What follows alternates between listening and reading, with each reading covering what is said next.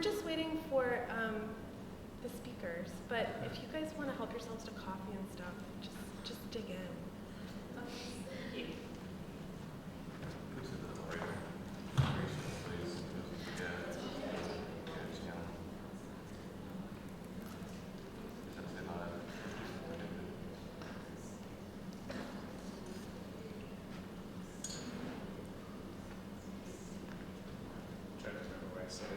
I saw you yesterday. Well, today, yeah, first class.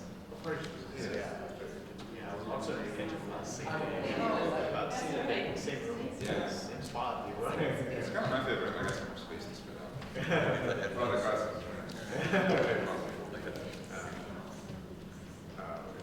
Do you have any questions? So my therapist, when I first started grad, tested in my area.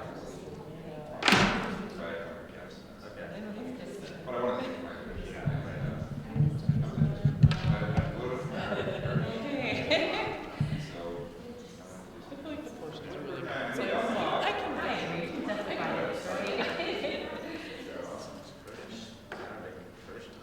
yeah, well, Kurdish is not that. It's still really it. Yeah, it's kind of like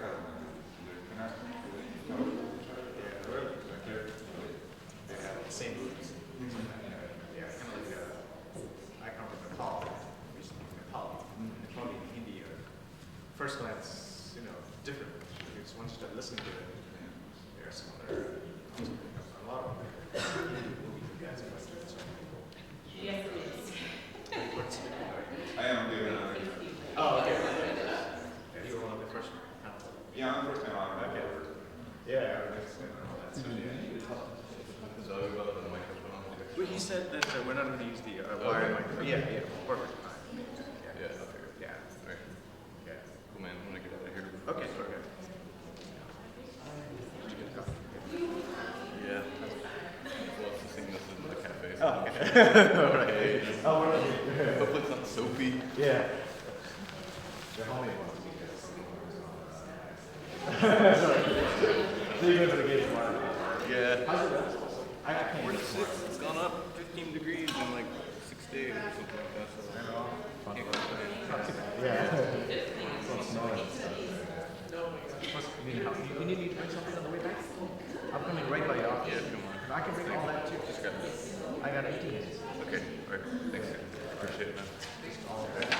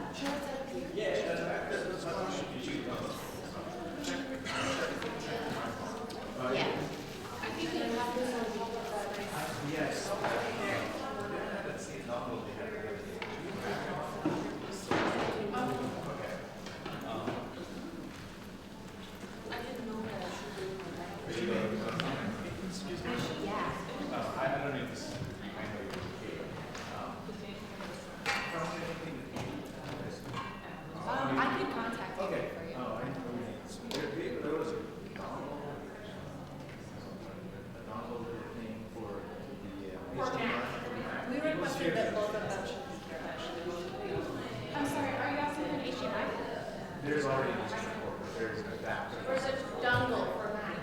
Oh, okay. I'm sorry, I don't know the word. Okay. But yeah, I'll get an adapter. Sure. Yeah. They have everything you might have. Give me 1 second. So you're not bothered, and then we are. Yeah, absolutely. Might say it's a trick. Yeah, there you go. We'll use this now. If you don't mind asking for one. Yeah. We'll use it later. Thank you. Yes, absolutely. Thank you. Oh my God! Look at my beautiful students. Oh, sorry.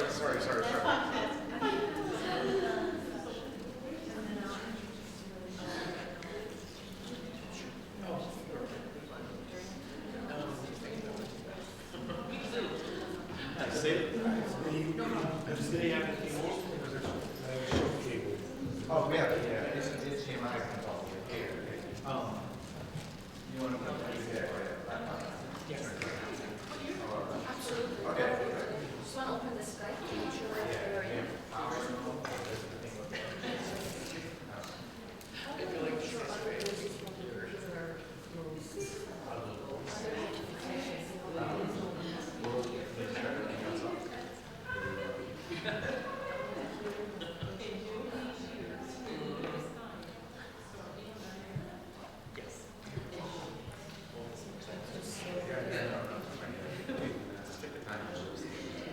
Oh, there you go.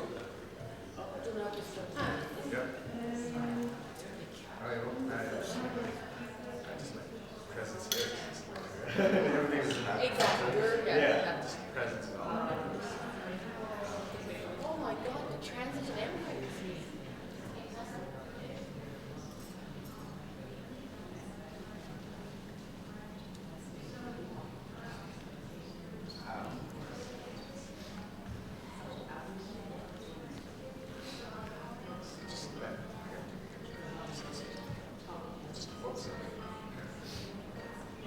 Shall we connect with them?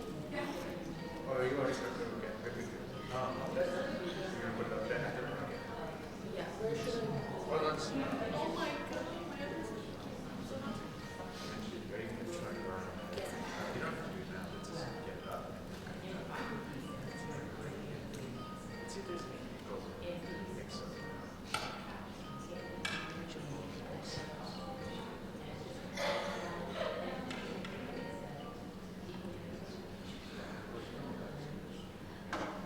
You can be a photographer.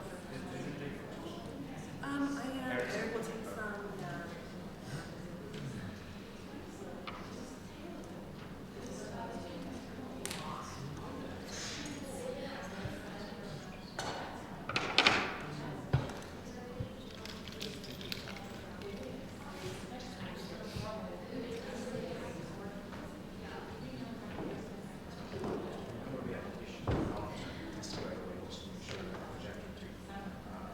We had issues with it at the end of the day. Yeah, yeah.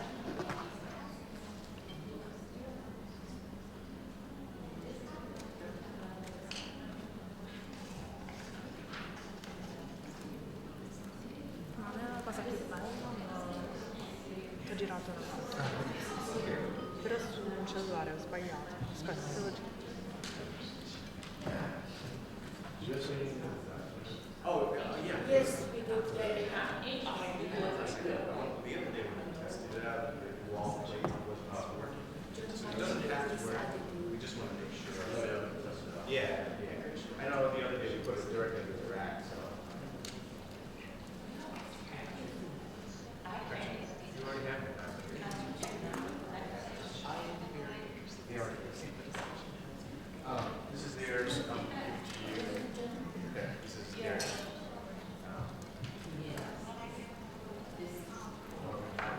The link, it's in the email we sent out. I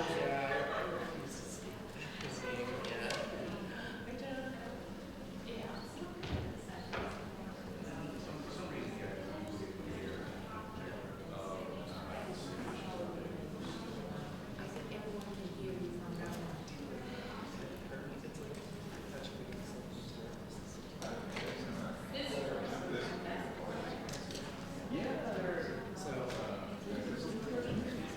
Yeah, I'm fine.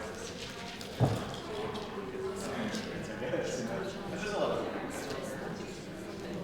That's a lot of Where you're not, when you plug this in, Yeah. But Actually, the other day we were doing I know, that's what the big mess is. and we had to like unplug it. It couldn't mount.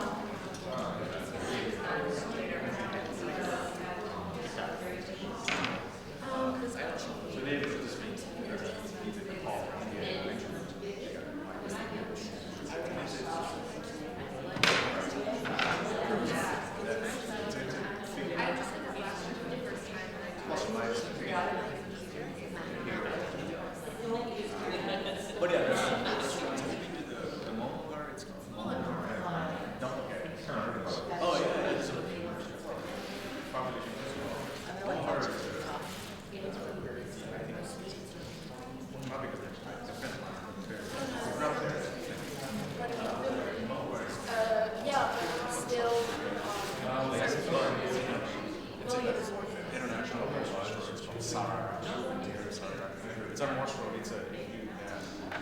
walk in there, just like it's really like an international family. Even the smells, and not all positive, but like it smells like an international store.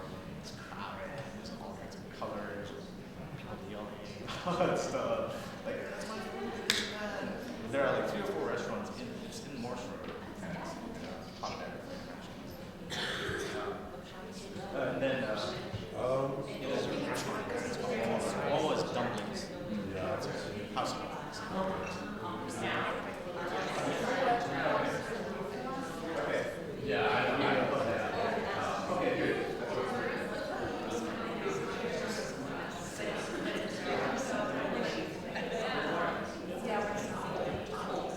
Oh, okay.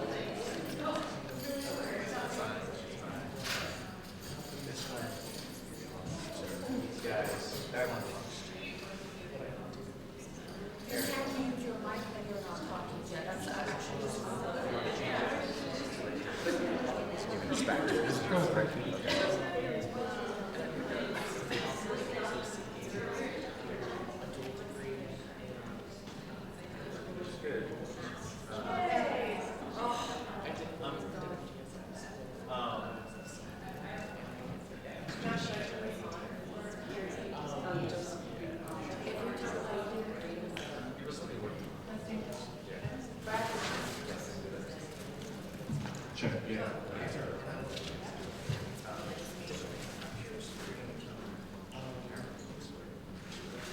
You wanted to see her? Because, yeah. Sure. I think, yeah. You want to see the audience? Yeah. Because, I think we have our audience for our co-panelists. Yeah, co-panelists are here. Bradley and Tania are here. And I can introduce them. yeah.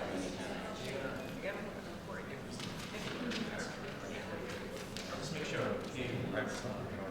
Oh, you did? That's fantastic. You know what I'm This is like, I'm very excited.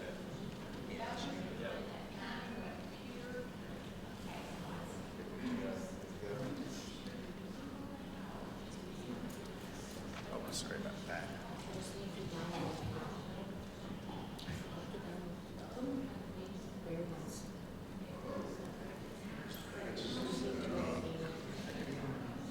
You know, I think we should change the lighting a bit. Is that all right?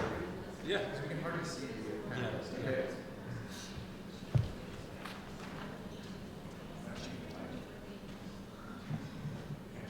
I trust your judgment. Yeah. Yeah. I can't see the cameras.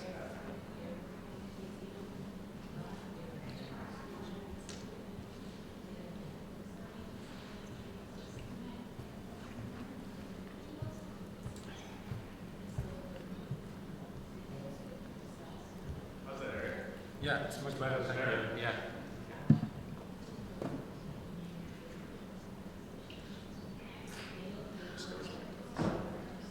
Okay, everyone's presentation is ready. Who is first?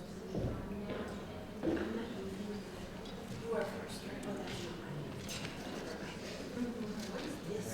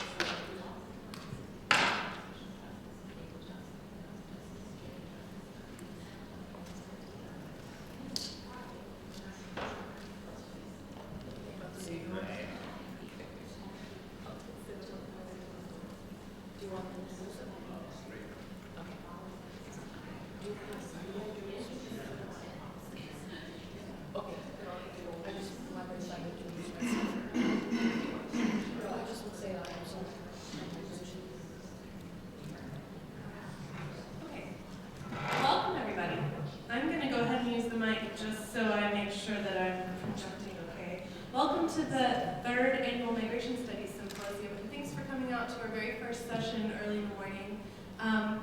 We are also live streaming, so hello to our participants from Germany and I don't know where else yet, and they will be chiming in also during the Q&A in Canada, and we'll see who else joins us.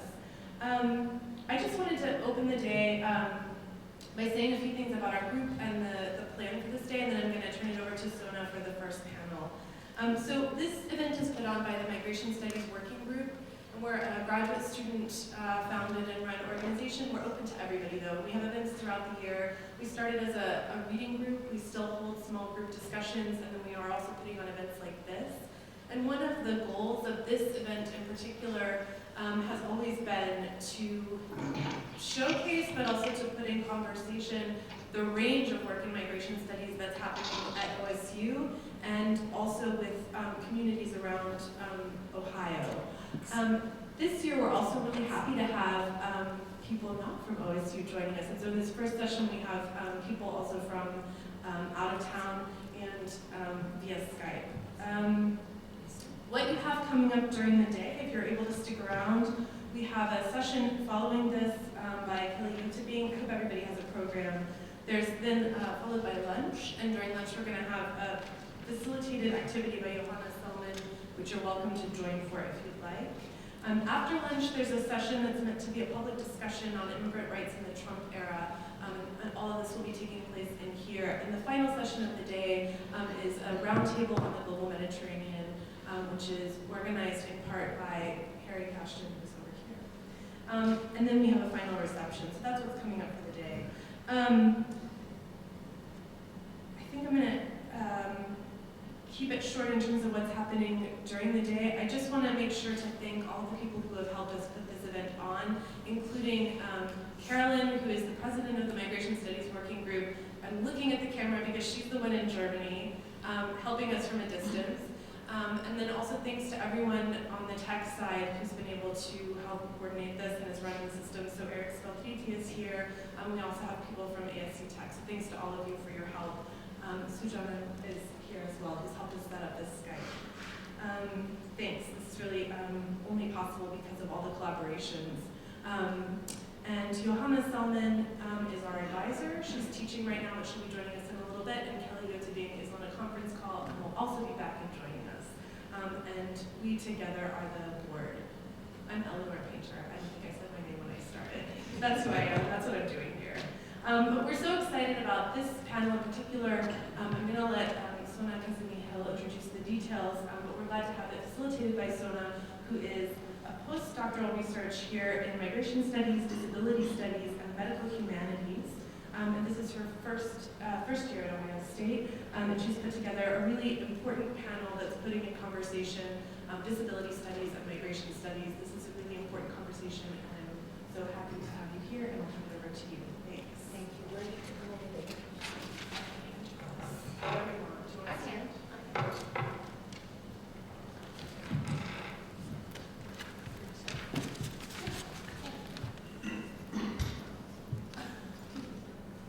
Hello, everybody. Thank you so much for being here. My amazing mentor, Professor Amy Schumann. My beautiful students are here. My co-postdocs are here. And my amazing panelists from across the world, from Canada. And actually, Louise is based at Rutgers University, but I think she's right now in Toronto. Okay, I think I'm going to open this panel really quickly, but before that, I just want to say a few words about this panel. When I started disability studies formally in a university setting in grad school was 2013, and those days, well, now it's like more fashionable to talk about disability alongside with race and geopolitics, but it wasn't the case back in the day. I mean, a few years ago. So now it's like you're just getting the recognition how important it is to talk about geopolitics of disability. So we put together a group that was possible by so much efforts. So much effort put together by so many people. I just want to thank my transnational Indigenous Disability Working Group at York University, led by Professor Rachel Da Silva Gorman, who started this. And I want to thank to all the members of this beautiful group over the years who have helped us making this conversation a possibility. So just to open up this panel aims at fostering a critical conversation between migration studies and disability studies. These are two interdisciplinary realms of knowledge in need of engagement with one another. Given today's socio-political landscape, people become disabled as they are often forced to move. At other times, people cannot move precisely because they are disabled. People become disabled in containment and immobility, in conditions such as prison, incarceration, or they are imprisoned in institutions because they are disabled.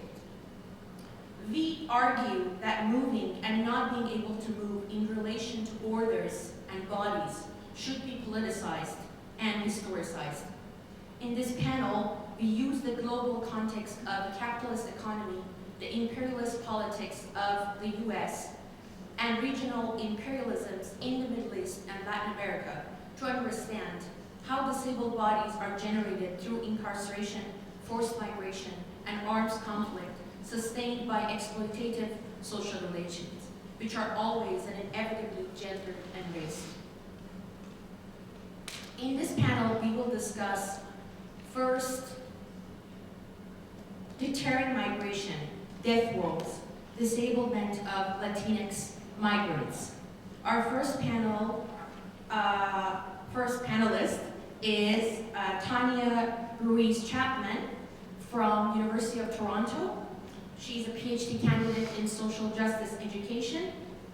Tania, she's a co-author of the article Global Citizenship as Neoliberal Propaganda, that has come out in 2018. In 2017, she received a Merit Award Certificate as one of 6 finalists of the International Sociological Association 7th Worldwide Competition for junior sociologists engaged in social research. She currently works as a teaching assistant for an Introduction to Disability course. Please help me welcome Tania Ruiz-Chapman.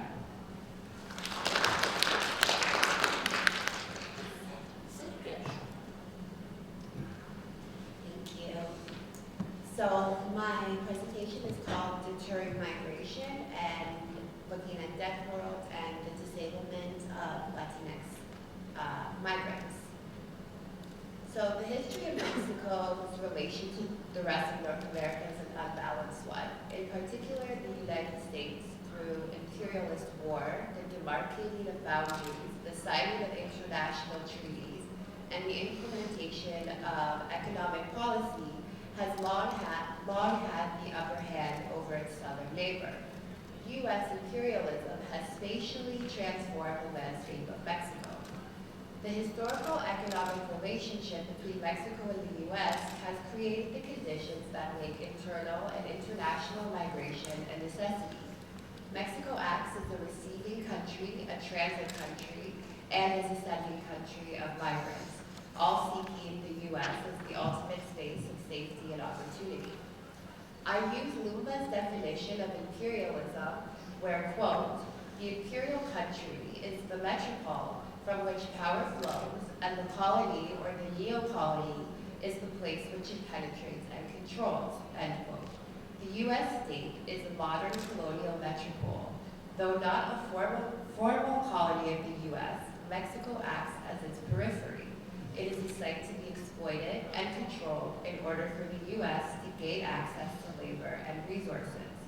The maintenance of this unbalanced relationship through unequal international relations, including persistent liberalization, structural adjustment programs, privatization of the social welfare state, creates and upholds the imagined pure white American subject within the U.S. White spatial imaginary is based on exclusivity and functions as a central mechanism for skewed opportunities and life chances in the United States along racial lines. Whiteness, as used here, is an analytic category that refers to the structured advantages that accrue to whites because of past and present discrimination.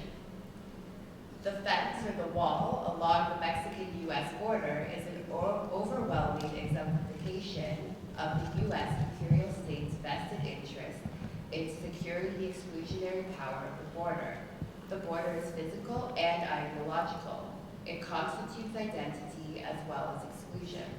The fence along the Mexico-U.S. border is a physical manifestation of the boundaries of U.S. citizenship.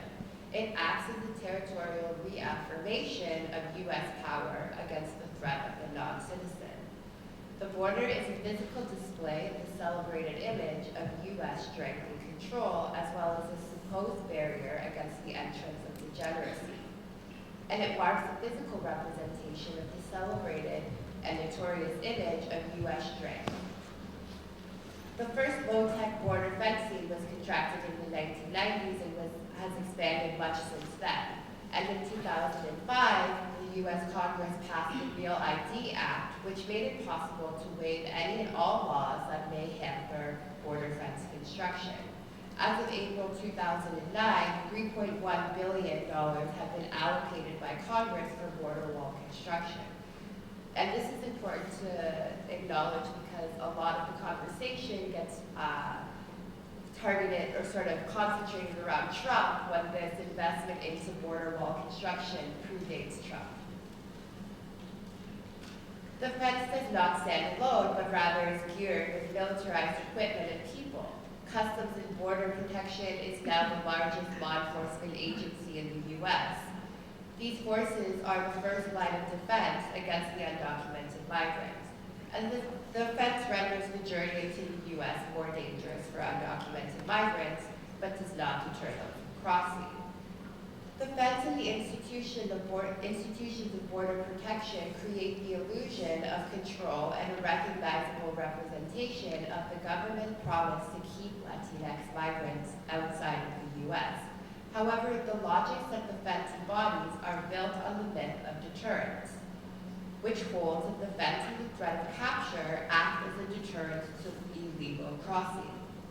Deterrence theory concludes that, quote, the greater the perception of punishment and the swifter the perception of punishment is likely to be, the less likely the so-called criminal will choose to commit the crime, end quote. This logic, coupled with the severity of the punishment the criminal could face, is said to deter migrants from attempting to cross the border illegally. Deterrence theory informs the investment into the controlling of the border and serves as the fundamental rationalization for the work engaged by all customs and border protection agents. The logic of deterrence theory assumes criminality to be a choice, in this case made by the undocumented migrant. Representing illegal entry as a choice legitimizes whatever fate the undocumented migrant may experience. The fence and the armed guards along the fence act as a warning to those considering crossing illegally. The fence and its guards are meant to exhibit the liberal value of upholding the law against the inherent criminality of the undocumented subject. The law and its enforcement are tightly bound with American patriotism and enlightened, or so-called enlightened subjectivity. However, the fence does more than physically propagate deterrence theory. It does something very real in terms of reifying imperial dominance beyond the maintenance and representation of the law. It creates a boundary of humanity. Those who attempt to cross it illegally are perpetually dehumanized. Shereen Razak writes, in regards to the wall constructed under Israeli apartheid, that, quote, openings in the wall, parts somehow left unfinished, or parts of the wall that can be scaled, produce Palestinians as pre-modern, animal-like in their movements, clandestine and illegitimate, end quote.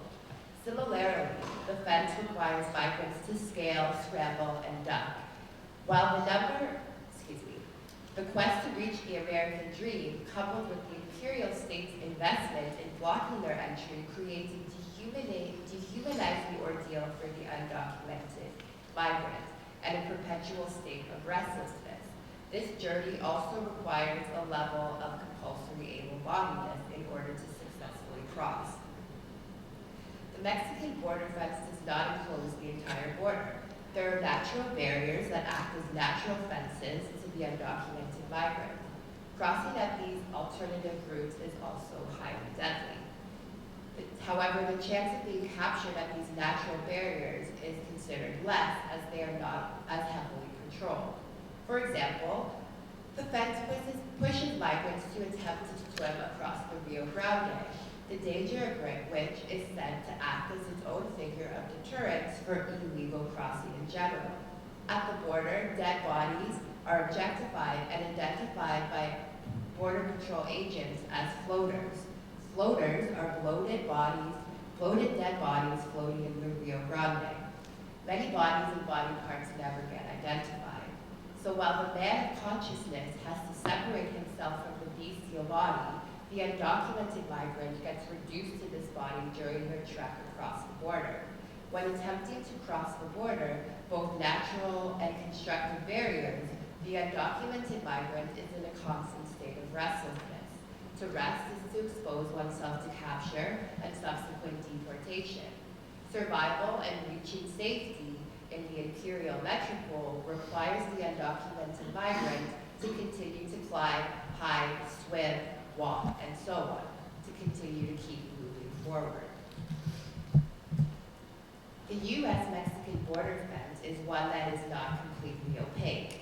There are areas that act as barriers to vehicle crossings rather than human crossings and are relatively open. Those Mexican border areas that have townships adjacent to the U.S. are where the highest and least porous walls exist.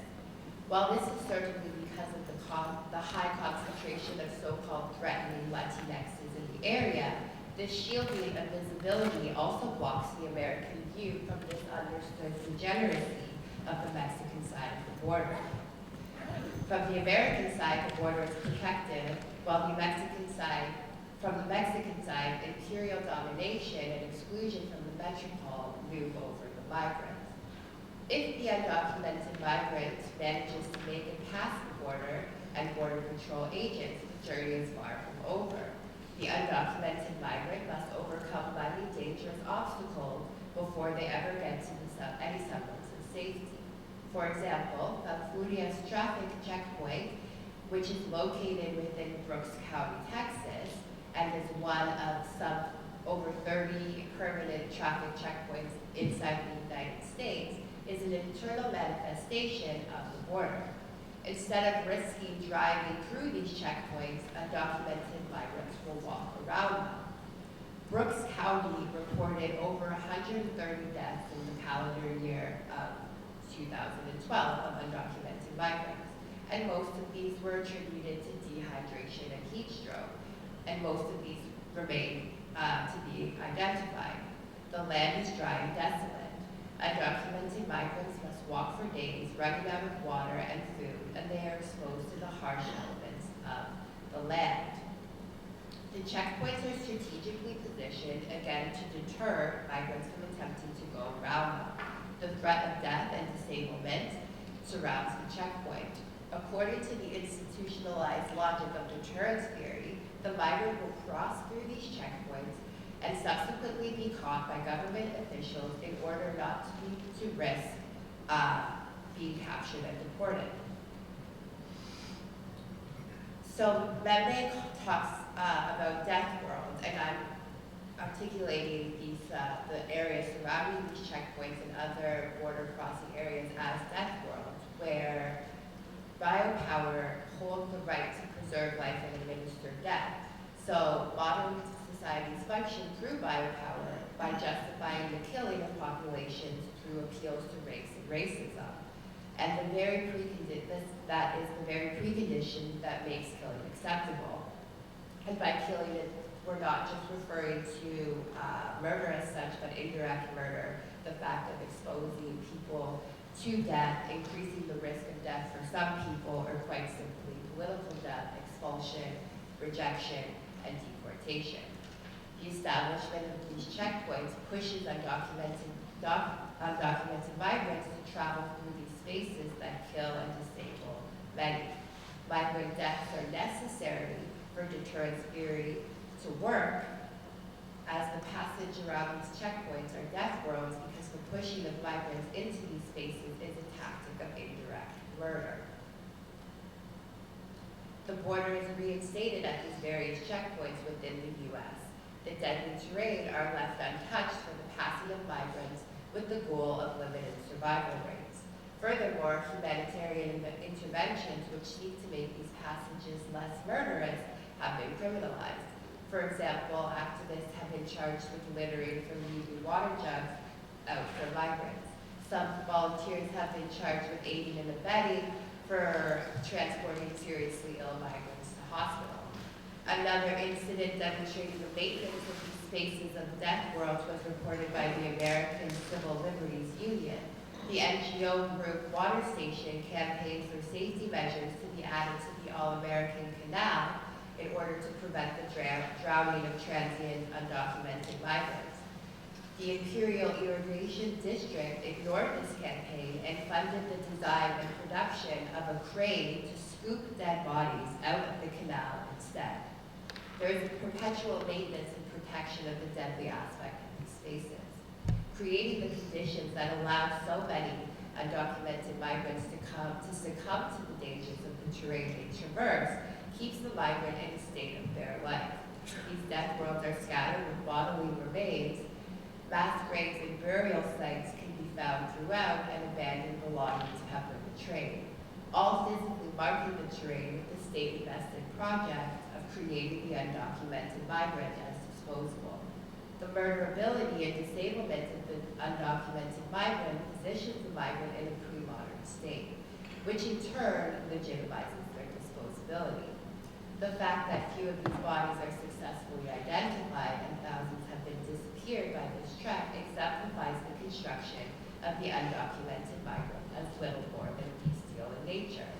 And we see a shift, for example, with the caravan of how migrants are choosing to cross the border. And the caravan specifically is mostly Central American undocumented migrants, but also has a large population of women and children and disabled individuals crossing, because it's a sort of collaboration and community building where they can protect each other through this crossing, but the ways that they cross are distinct from those of able-bodied undocumented migrants. For example, able-bodied undocumented migrants traveling through Mexico often will ride on top of La Bestia, which is a train that goes from the southern border of Mexico to the northern border, which is very dangerous and very difficult to sort of get on top of, and causes a lot of death and disability, and it's an impossible trek for some disabled folks. So the caravan went through Mexico by foot or by car or by bus. So we see how disability is informing the ways that we migrate, but also is a production. Disablement is produced through migration as well. That's all I have for now. Thank you very much.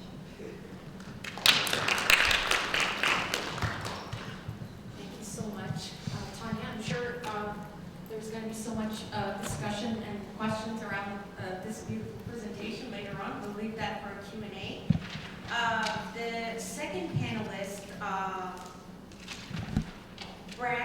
Brincka, will talk about the Yazidi genocide, ethnic identity, and controlling territory, which is the title of his presentation. And he will discuss the Yazidi genocide and the arrival of Yazidi refugees in the U.S. and their integration efforts as they negotiate politics of belonging, ethnicity, and nationalism in both the host land and their own community. Brincka is an Arabic major in the Near Eastern Languages and Cultures department here at Ohio State. After discharging from the military in 2016, he worked as a researcher on the Yazidi genocide and Islamic State war crimes investigation with Yazda, an Iraqi-American non-governmental organization based in Iraqi Kurdistan. In 2017, he served as a medical volunteer with the Free Burma Rangers, a humanitarian organization assisting the Iraqi security forces during the Mosul offensive. Please help me welcome Bradley.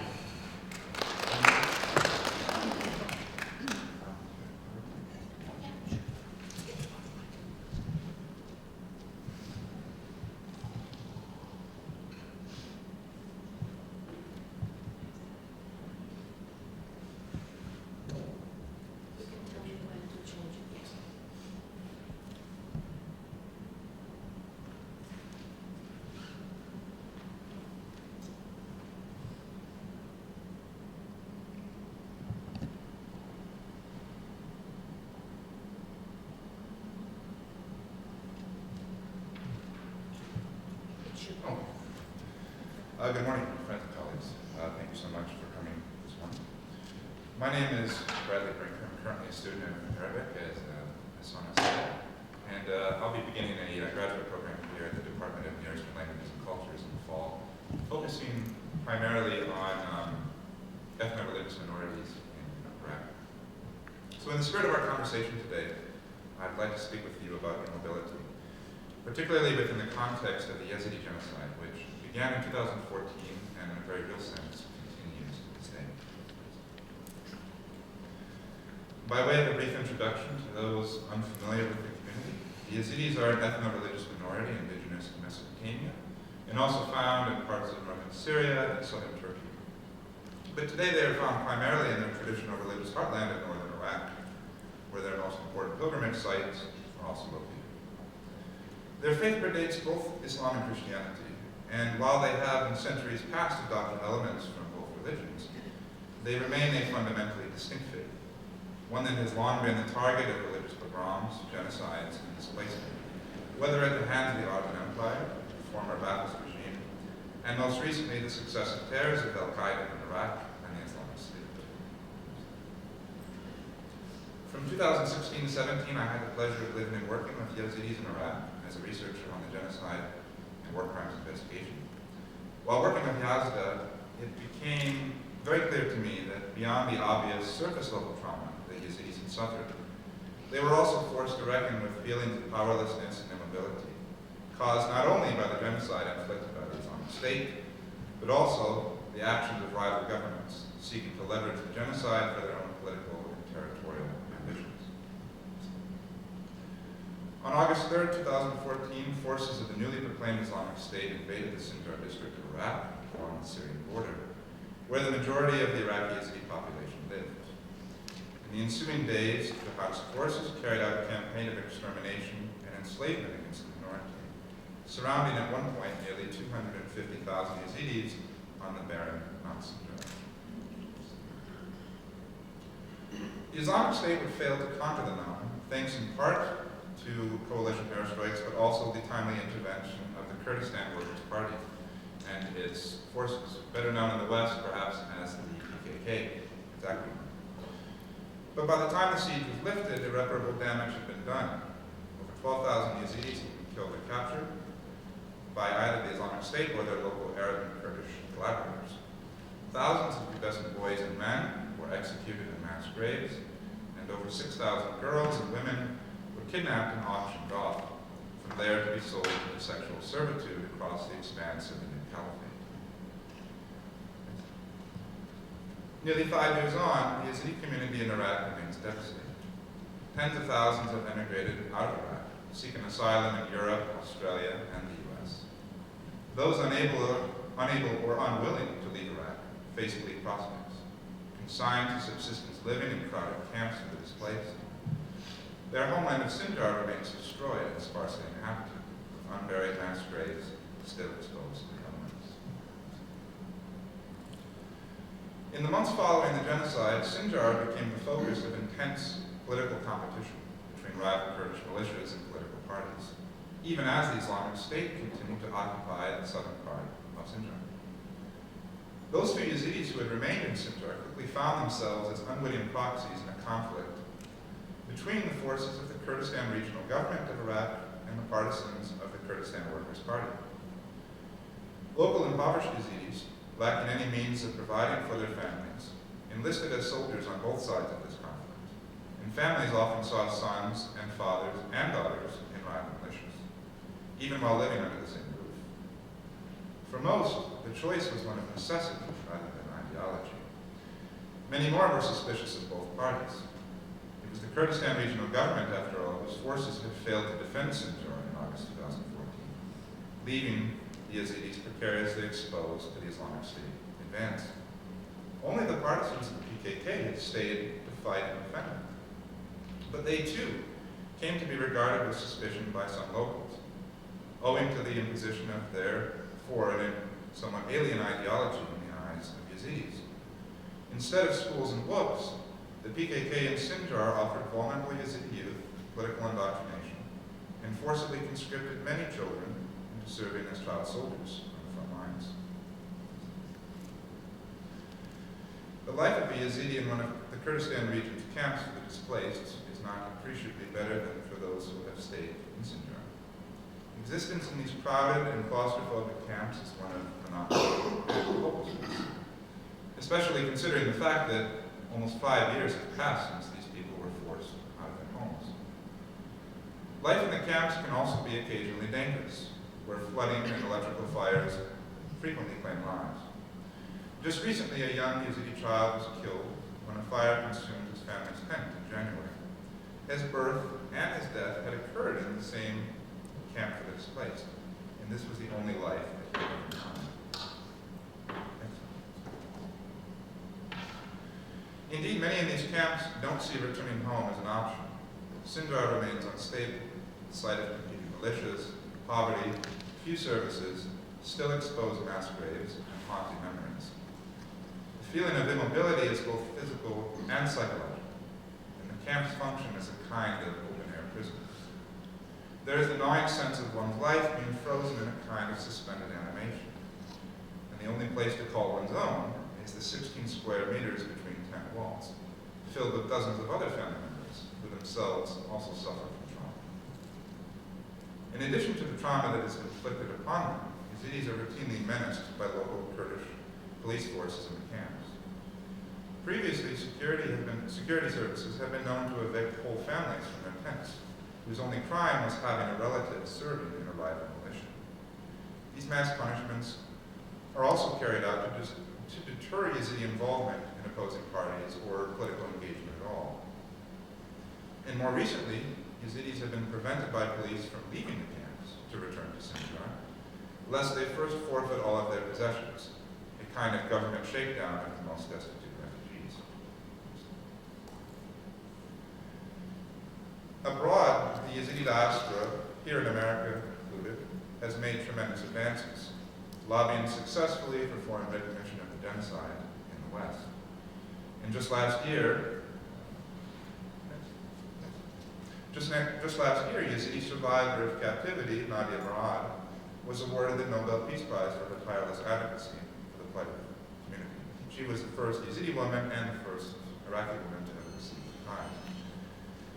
But these accomplishments stand in stark contrast to the stunted recovery of Yazidis in Iraq, thousands of whom still remain missing in captivity. Hundreds of thousands more continue to languish in camps, refugees in their own country, where post-traumatic stress and suicide rates are rampant. Even if all the barriers to internal movement were lifted and Sinjar was somehow magically reconstructed, it's not certain at this point that many would opt to return to their homeland, owing to fears that former Islamic State collaborators might return as well. Indeed, community polls conducted by organizations like Yazda have in the past revealed an overwhelming preference on the part of Yazidis in Iraq to leave the country and immigrate out of the Middle East. And just as a slight tangent anecdote, just yesterday, a Yazidi friend of mine, he posted on Facebook, kind of tongue-in-cheek, but he said he was calling on the Iraqi government to punish the Yazidi people, his own people, and expel them from the country and send them to Europe, because he thought this would be the best thing that could be done for the community. For many, though, this prospect of migration out of Iraq remains little more than a dream. While countries like Canada, Germany, and Australia have sponsored limited resettlement programs for the displaced Yazidis, migration has only become harder for others. The U.S., having reduced its own refugee cap to historic lows, has all but stopped processing asylum applications for the community, including for those Yazidis who formerly served as translators for the US military during the Iraq War. Fundamentally, the Yazidis of Iraq occupy a space in which all trust has been broken and betrayed. The trust in their fellow citizens who collaborated with invaders, trust in their fellow citizens who regard their faith with suspicion and contempt, trust in the foreign powers who have forgotten them, and trust in local governments who failed to protect them. There is a bitter irony in recalling that the original impetus for then-President Barack Obama to order the first airstrikes against the Islamic State in 2014, what would later become Operation Inherent Resolve, was done in fact to protect these hundreds of thousands of Yazidis from wholesale extermination. But 5 years on, their cause has largely been forgotten. Just this past weekend, 11 Yazidi children and several young teenage girls were rescued from one of the Islamic State's last strongholds in northern Syria. Like other rescued captives before them, it is likely that these children no longer remember their homeland, or for that matter, their native language of Kurdish. Their fathers and brothers likely dead, and their mothers and sisters, some 3,000 of them, remain missing in captivity. Upon being liberated, one of the children asked the soldier present, "Did something bad happen to Sinjar?" He was too young to remember what had happened, and too young to comprehend that he was in fact one of the genocide's chief victims. In closing, I would like to share several pieces of artwork that I saw on display at a memorial service commemorating the 4th anniversary of the genocide in Lincoln, Nebraska last summer, where the largest American-based diaspora of Yazidis is found. About 2,000 Yazidis live there. These paintings were produced by Yazidi high schoolers, some of whom had experienced the genocide firsthand, and others whose family members did, but all of whom were affected to one degree or another.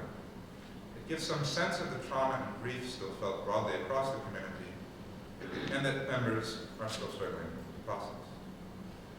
For my own part, I tend to believe that it is only in the diaspora that the Yazidis can ever begin to hope to find any sort of meaningful healing or alleviation of this suffering and trauma.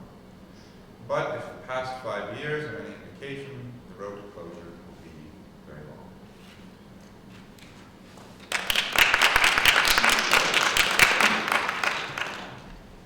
Wow. Thank you so much, Bradley, for this very, very powerful presentation. I'm sure everybody will be asking so many questions, including myself. Thanks for exposing us to all these realities that are often ignored. Our next panelist will be talking about a dialectical analysis of race, migration, nation building, and mental health with reference to the experiences of social workers and psychotherapists who counsel and support new immigrants in North America. Louise-Chapman is a PhD candidate in the Department of Women's and Gender Studies at Rutgers University. Her dissertation, Palliative States, Palliative States, maps racialized migrants' navigation of Canada's mental health, immigration, and criminal justice system as they attempt to secure legal status and safety. In particular, she interrogates the role of race and mental health evidence in refugee status determination. Louise has published journal articles and book chapters in the fields of ethnic studies, disability studies, and American studies, on Asian American counseling psychology, mental patients' rights movement, and psychiatry behind bars. Please help me welcome Louise-Chapman.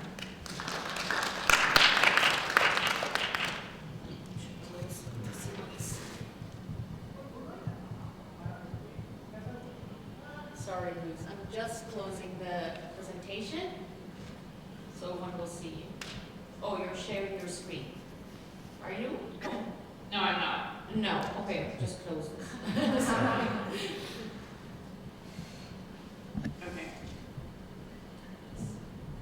Okay, so the sound is on? Yeah, maybe a little louder. We can see her there. Sure. Yeah, I know what she wants to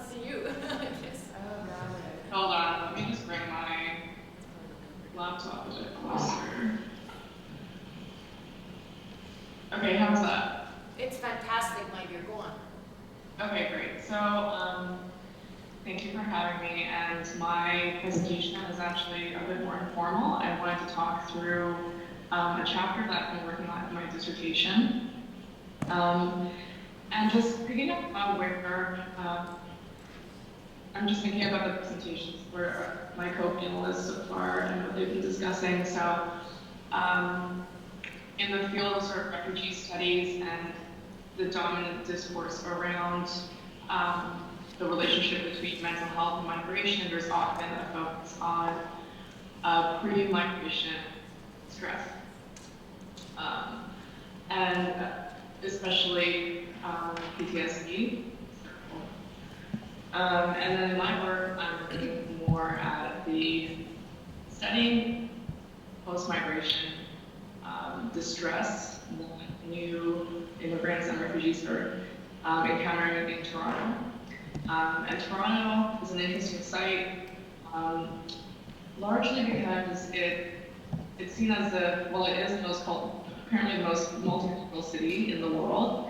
And just since 2015, Canada's resettled over 40,000 Syrian refugees. So it's seen, I'm looking at the ways in which Canada is seen as a very progressive state, especially in comparison to the US. And then the realities, the material realities of newcomers and refugees as they move through their lives in Toronto after arriving. So to begin, I wanted to look at a couple quotes from social workers and psychotherapists I interviewed.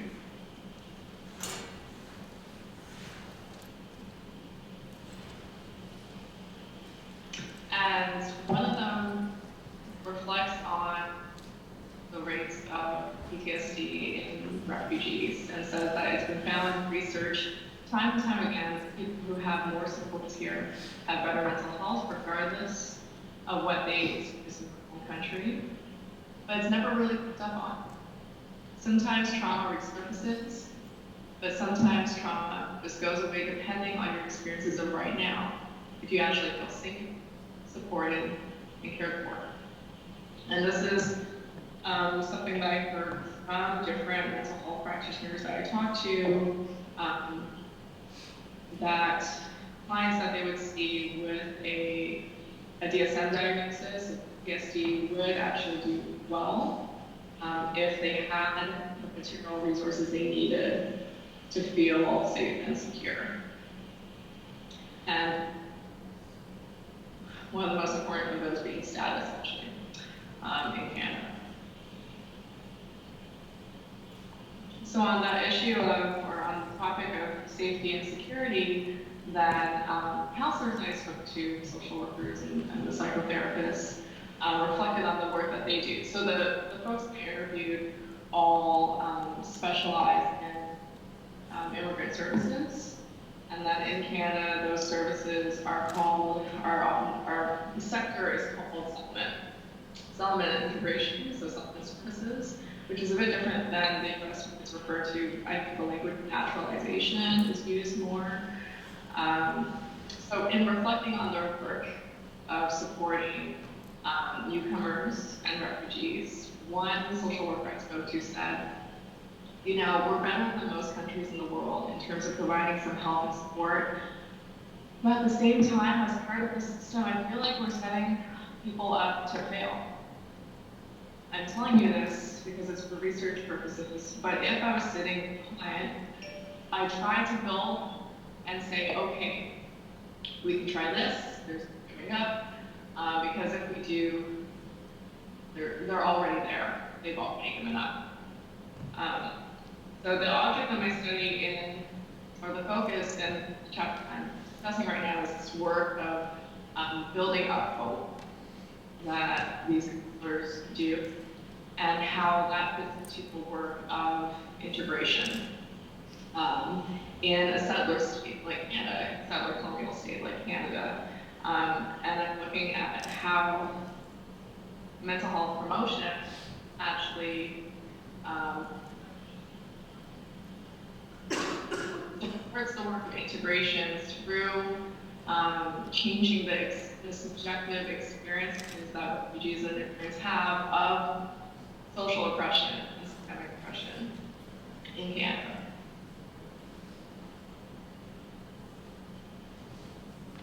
So for some context here, I wanted to discuss the situations of the clients of one of the agencies I looked at.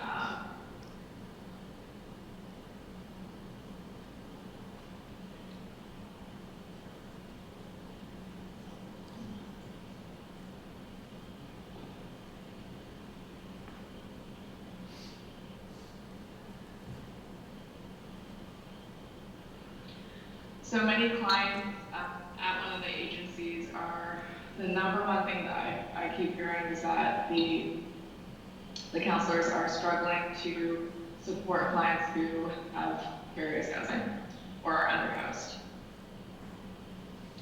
And newcomers and refugees often are on material works.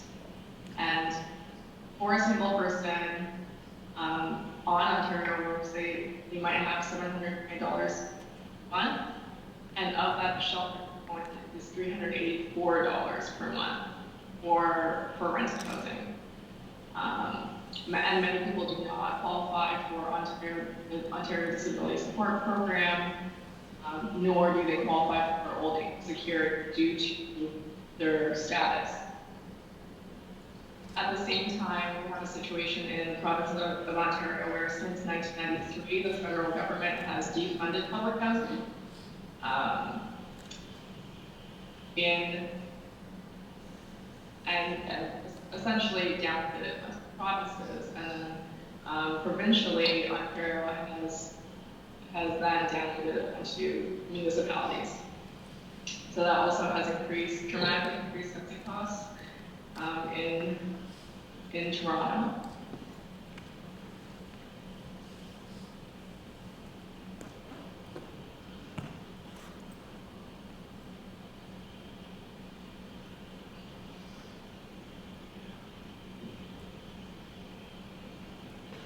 So in this context, what can counselors, social workers, and psychotherapists do to support the refugees who are coming to them in stress, essentially, over social problems? So I looked at the ways in which they actually use anti-oppressive practice, and there's certain stress management strategies that includes. And I'd like to go through a few different examples of this to show what I'm talking about. So one of them is validation.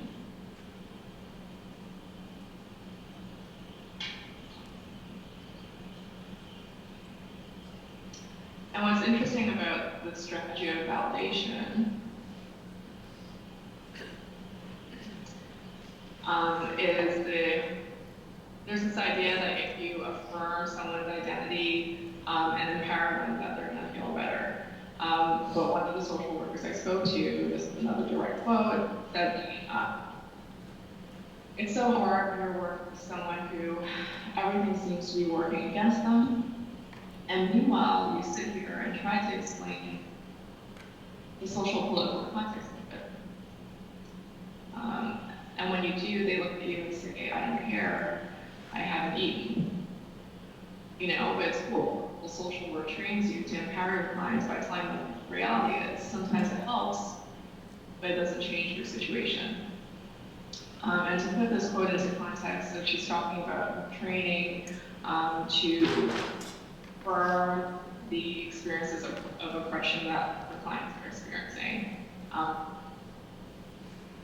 In terms of the larger policy context, I just described how federal and provincial funding for housing has essentially disappeared, while simultaneously the federal government has increased funding for short-term counseling in settlement services, actually, under the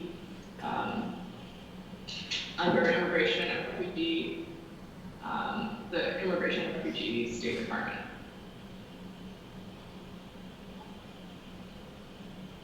Another way in which counselors try to support their clients is also through making them feel like they're not alone. And they see this as a psychological butterfly effect. So they say, for instance, if you belong to the community, if you feel like you belong to the community, to your new home, to your new life, there's a psychological buffering effect that can happen. And you feel like everything's going to be okay. So this is the start of integration. So it's interesting that one of the social workers I interviewed described this as integration, the feeling of belonging. And one of the ways in which the feeling of belonging is created is through relaying, through practitioners relaying their own stories of integration.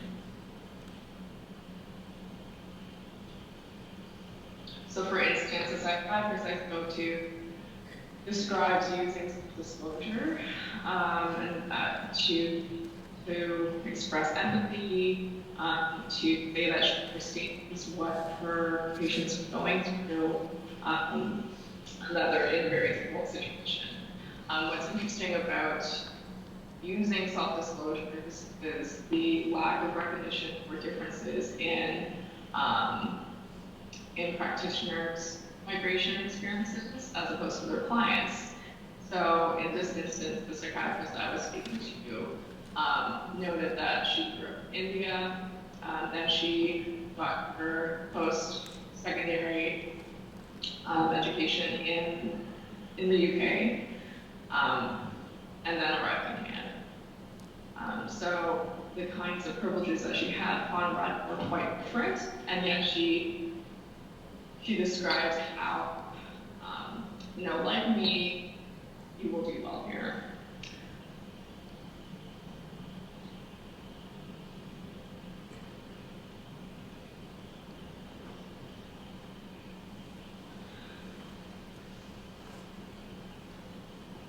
The next example I'd like to discuss in terms of counseling strategies was also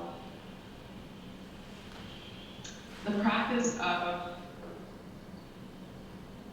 I haven't actually worked in the language used to describe this, but what's actually taking place is sparing clients' feelings. So for instance, the agency that I spoke of earlier, their clients are largely Arab migrants, and in the past few years, mostly Syrian and Iraqi, while supporting a Syrian immigrant, a Syrian refugee at an appointment for Ontario Works.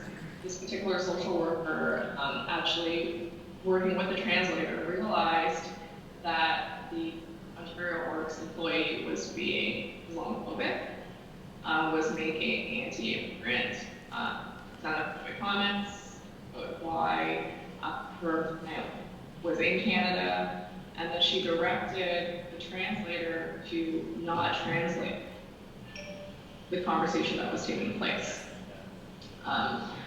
So when I was interviewing this particular social worker, she was trying to explain, like, she didn't want to put her client through more duress and make her feel more unwelcome. So she deliberately tried to prevent information from being passed through the translator.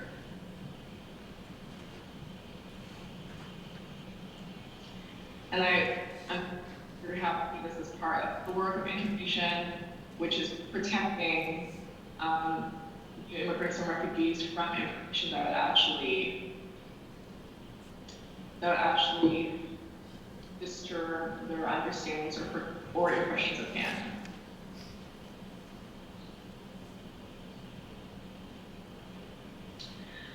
And finally, the last example I had to bring up in my discussion today is the work that these leaders do of maintaining hope. And this is very specific to the de-skilling that refugees and immigrants experience upon arrival survival jobs that they ended up taking. So one of my interviewees stated that a lot of people come here after working in a certain field for years. They have this expectation you can pick up where you left off. That's nice, but the reality is that migrants need to get their credentials updated. There's also language barrier. Usually they have a family to provide for, so they have to choose between spending multiple years in school, ensure they'll get their job afterwards, or find a survival job. There's always this initial hump of accepting this is what it is. And what can I do now that's different from my initial dreams or goals? So she says, a lot of the work I do is trying to manage and mitigate expectations. So one of her clients, who was an older Syrian woman, was frustrated that she was working in the catering industry. That was the employment that she found. And the way that my interviewee worked with her through this was first validating where she was at and understanding her frustrations, and then saying that now that she's here in Canada, she can think about what she can do for herself. And see this time as an opportunity to explore new interests. How she was always so focused on helping her family and other people, that now she could explore different hobbies. So she was positioning leadering as a choice, a self-defined choice. And it was not until she actually, her same client actually returned to her after developing injuries from her workplace that she was redirected to a different job. So in her case, she's now getting a certificate in translator. But I'm interested in how this example reveals the ways in which social workers and psychotherapists are trying to recover their clients' sense of control over their lives. And that's part of the work they see in supporting refugees and have less of a sense of desperation and feeling like a sense of purpose, actually.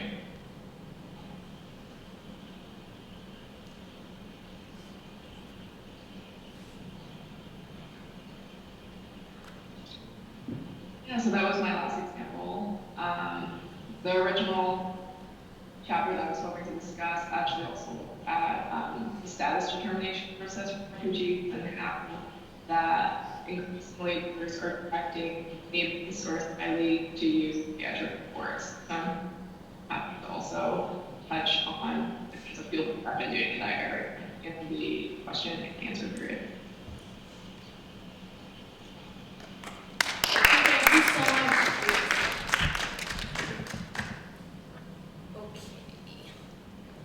Thank you so much for this very important and informative presentation.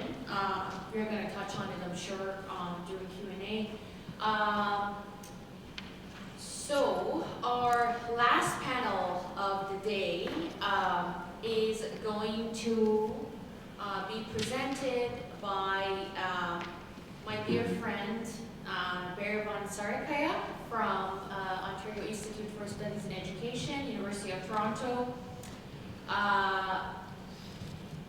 Berivan is a PhD candidate, and her dissertation examines gender, state violence, incarceration, displacement, and resistance among Kurdish women who live in exile.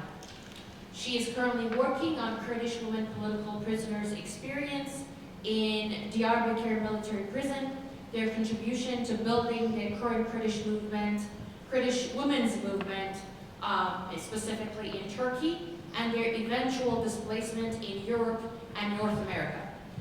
Berivan is a Kurdish human rights activist and a former consultant with national and international organizations, including UNHCR, IOM, Helsinki Citizen, and Torture Rehabilitation Center in Turkey, Germany, and Canada.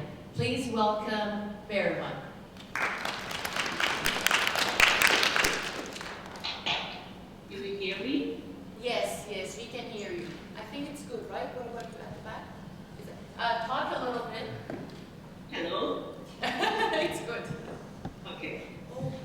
thanks for having me from very snowy day from Toronto, Canada, by online, first of all. As Sona also explained who I am, and I would like to also add, I'm also a Kurdish women refugee from Turkey and almost 10 years still trying to set up a life with two kids in Canada.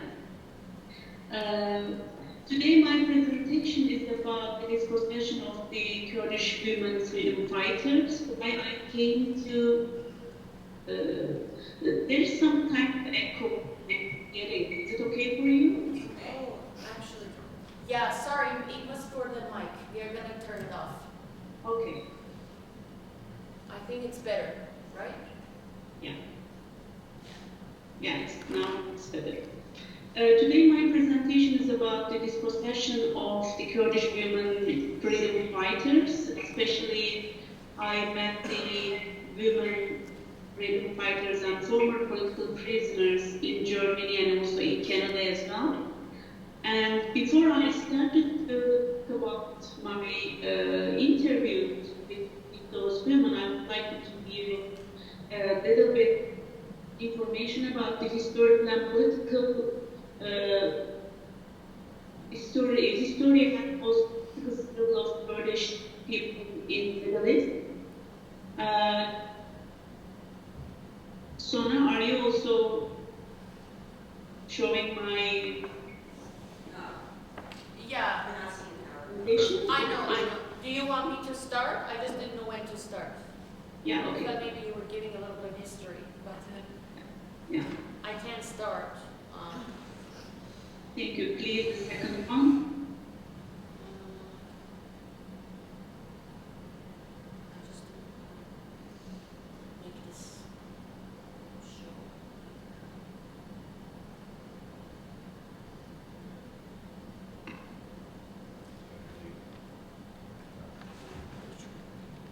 Oh, here.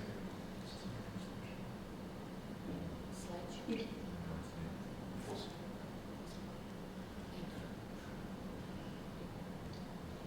Kurdish people actually 2000 millennium that they have been in Middle East, in Mesopotamia, but in modern time, we as Kurds, the first victims of the First World War, the French mandate to steal the receive a peace was provided Kurdistan at that time, and the British also took over the Islamic Kurdistan. And the British also took the Mosul. And northern and western Kurdistan, right now, we call it Rojava in the Syria part, and the Bakur also the Kurdish part. I think I can't hold up. Still, so I still get it.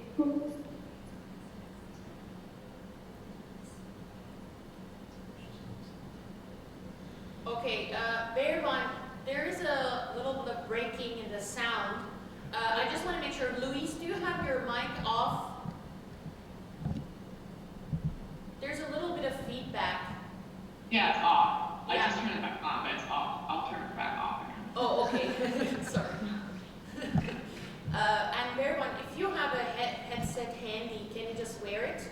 We are thinking maybe that's the cause of the feedback. If it's not handy, don't worry about it. No, I don't have actually. You mean the headphone? Yeah, yeah, that's fine. Just tell me which slide to show. Okay. Can I continue? Yeah, continue, please. Okay. After First World War, and the Kurdish people actually they were promised to get an autonomous Kurdistan in this region, but the French and British they incorporated and also awarded the new Turkish Republic. And at the end, I don't want to just give you a very the long historical period. And at the end, eventually, the Kurdistan divided into 4 nationalist countries: Iran, Iraq, Syria, and Turkey. And now they also live in Lebanon and in parts of Asia as well.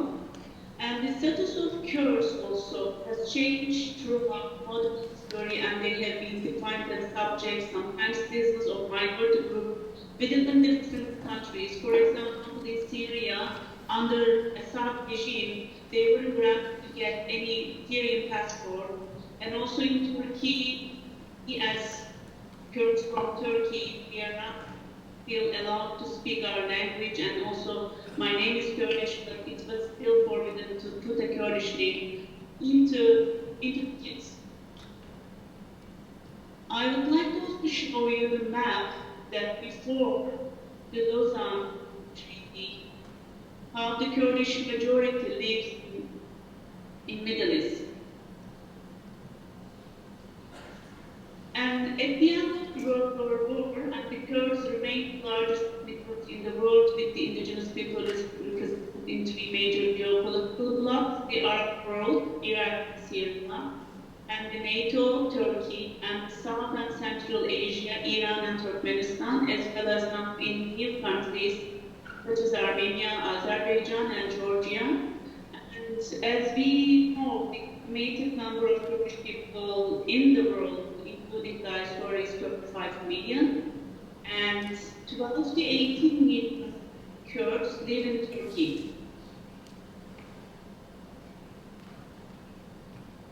In modern times, the most significant and disappointing event in the political history of the Kurds is the signing and later abandonment of the Treaty of Sèvres of the 10th of August 1920, after the collapse of Ottoman Empire. There was a glimmer of hope for the state of the Kurds, but later France briefly helped to divide the Kurds between Turkey, Iraq, and Syria. This division was formalized by the Lausanne Treaty, 24th June 1923, which still forced it. Since the political partition of Kurdistan, Kurds have been organizing also resistance movements and often bloody armed struggles against the international imposition and locally suppressed and ruthless political regimes under which they live.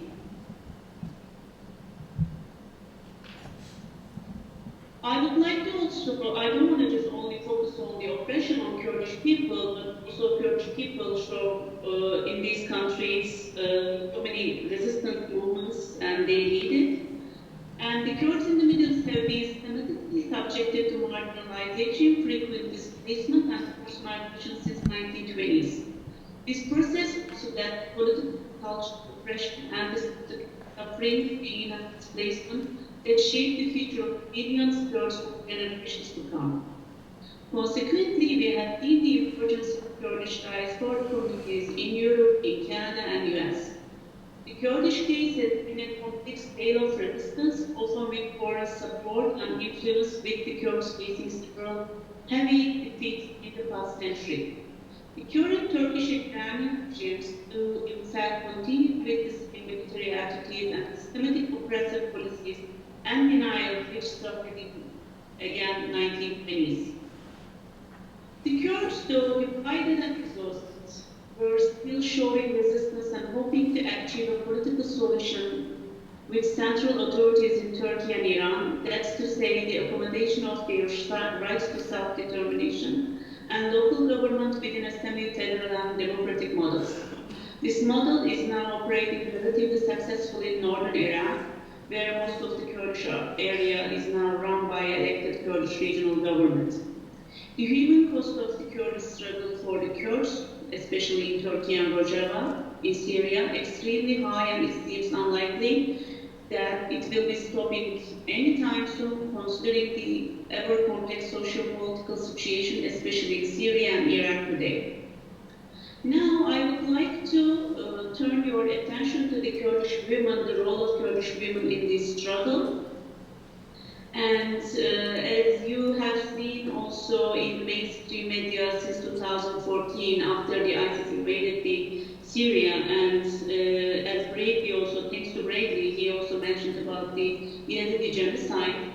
And we have seen these Kurdish women in mainstream media, and they covered the Kurdish female fighters as a brave woman, and you know, the flower braided hair.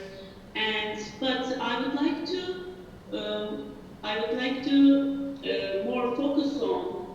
instead of these covering the pictures of these women, and who are these women, Kurdish women, and what are their worldviews, and what is the history behind their current resistance, and also finally, what is the gender politics in Kurdish political struggle. As Sona also told you, my research is incarcerated Kurdish women in Turkey, and now I'm going back to the root of the Kurdish women movement actually, because the people think that the Kurdish women get the arms and started to, they joined the struggle, and the Kurdish women movement also started at this point. Actually, I'm arguing that no, it is coming from actually before the 80s. And before the 80s also, they were founder of the Kurdish Workers' Party, and they were militants, they were Marxists, and they were ended up in prison.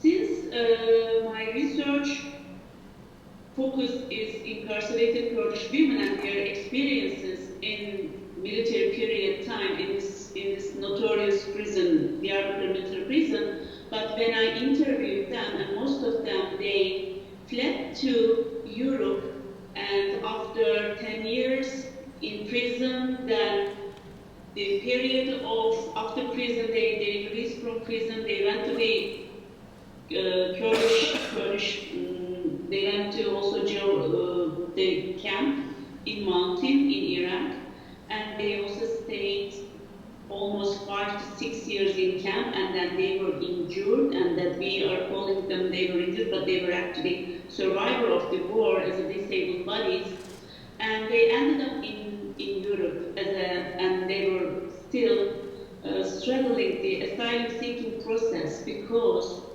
these women that I interviewed, most of them, they had to hide from the Turkish government, and they had to change their names even in Europe.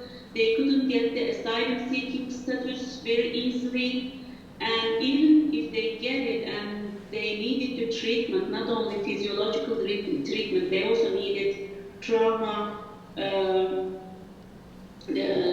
PTSD treatment, but they had only chance to go to some refugee organizations and which are dealing with the undocumented people, because they ended up, it's been a long time, or let's say they stuck in a limbo, it's been a long time as a undocumented people. And since also the organization they joined, the PKK, the Kurdish Workers' Party, is in the terrorist list in these countries, but on the other hand, they were fighting against ISIS in Middle East and trying to protect not only their land, also all these people in this area, but in Europe, in Canada, in US, their status is still terrorist. This is the point they mentioned a lot, because they were talking about their experience, that they never regretful about why they joined the Kurdish struggle. They said it wasn't our nature, we had to do something. But on the other hand, what they are challenging in Europe, in Canada and US as a terrorist, makes them still the most vulnerable position, I guess. And now I would like to a little bit talk about these women and in Syria. And also I will give you a picture that gives us not only the black side of this oppression, and I would like to also show you the white sides of the resistance. And as I told you, the Kurdish women first took up arms in the early 19th, and as a member of the Kurdistan Workers' Party, which has waged a decades-long war for self-rule Turkey. Inspired by Nuri Burçin, and he is an American philosopher and also an artist, and Abdullah Öcalan, he is the PKK leader, sought to empower his female comrades.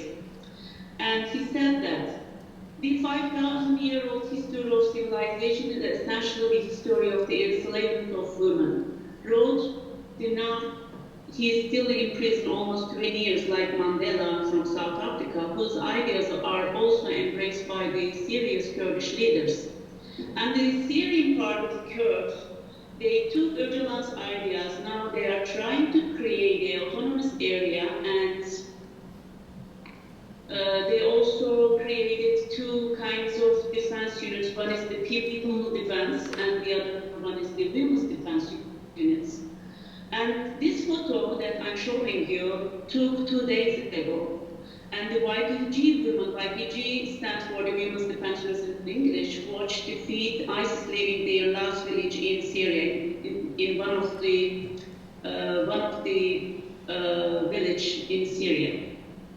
Berivan, which slide you These are women I'm showing you. Oh, the mic is off. Sorry. Still fighting in Syria.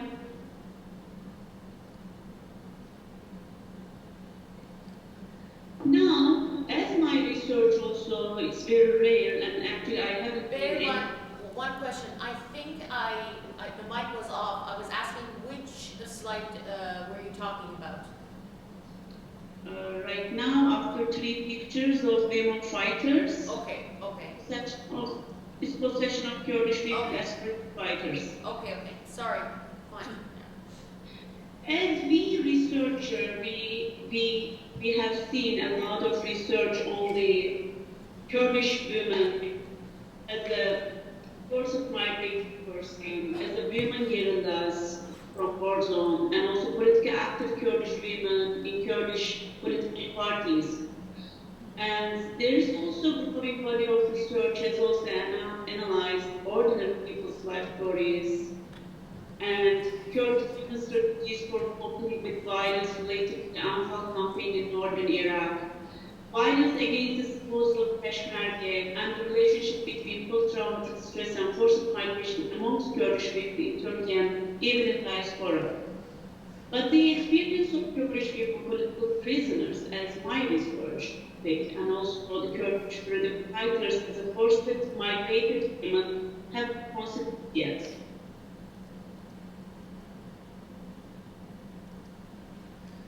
And how we considered that I little mentioned in the mainstream media, oftentimes considered the prince of Kurdish female fighters in Kobane, this is the part of Rojava, in an ahistorical manner and repoliticizes their causes and practices by disregarding their political ideals, worldviews, and history of Kurdish people's participation in various political struggles.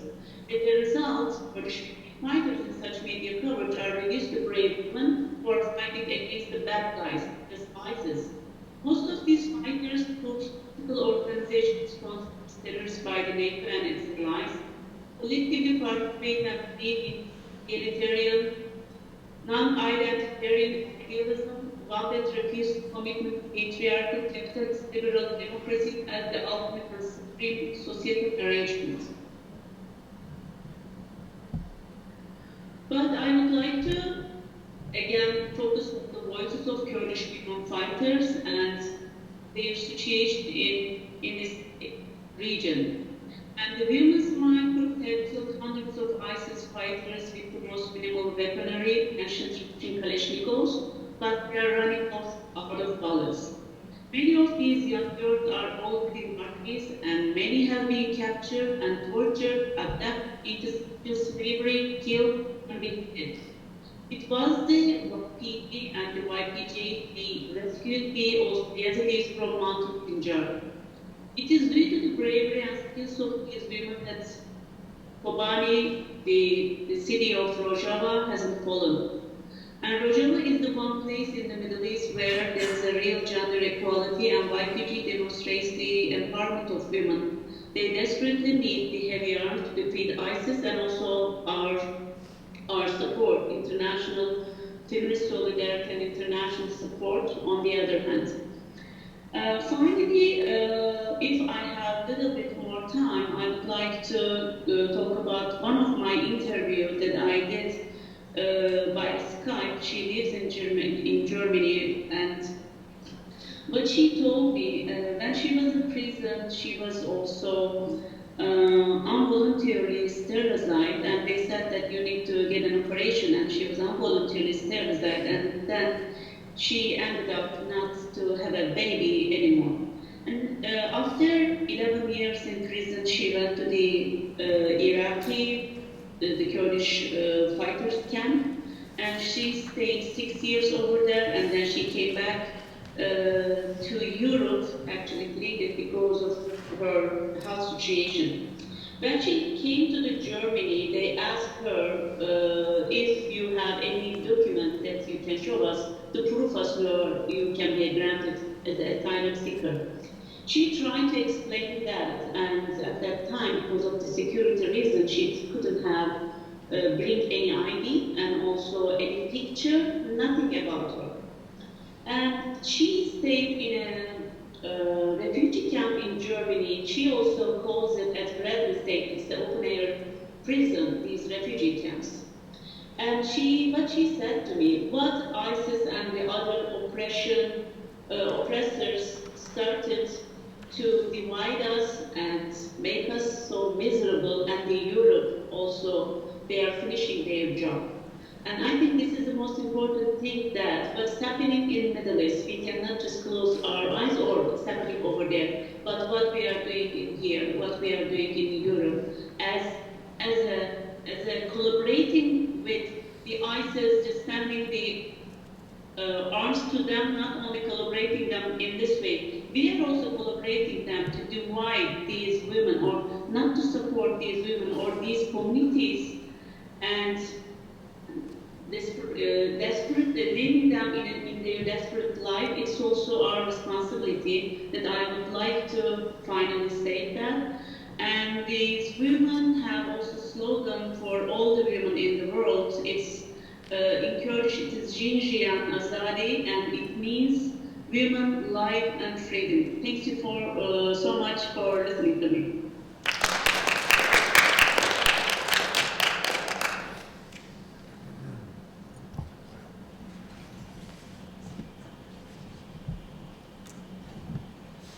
Thank you so much, Berivan, for this very important area. Oh, the mic. No. I was just saying thank you so much for this very important presentation, and for emphasizing how silence can be a political response. I was wondering if there is any questions from the audience that we can take at this time. Amy has a question? Or it's really just a comment. If I speak loudly, can you hear me? Oh, I can hear you. Would love to hear from you. It's really just a comment. So when those officials deny someone asylum because she does not have any documents, on the one hand, we can say, oh, well, their process requires them to look for documentation because otherwise someone might be fraudulent. And I no longer am willing to believe that those officials don't know exactly what they're doing.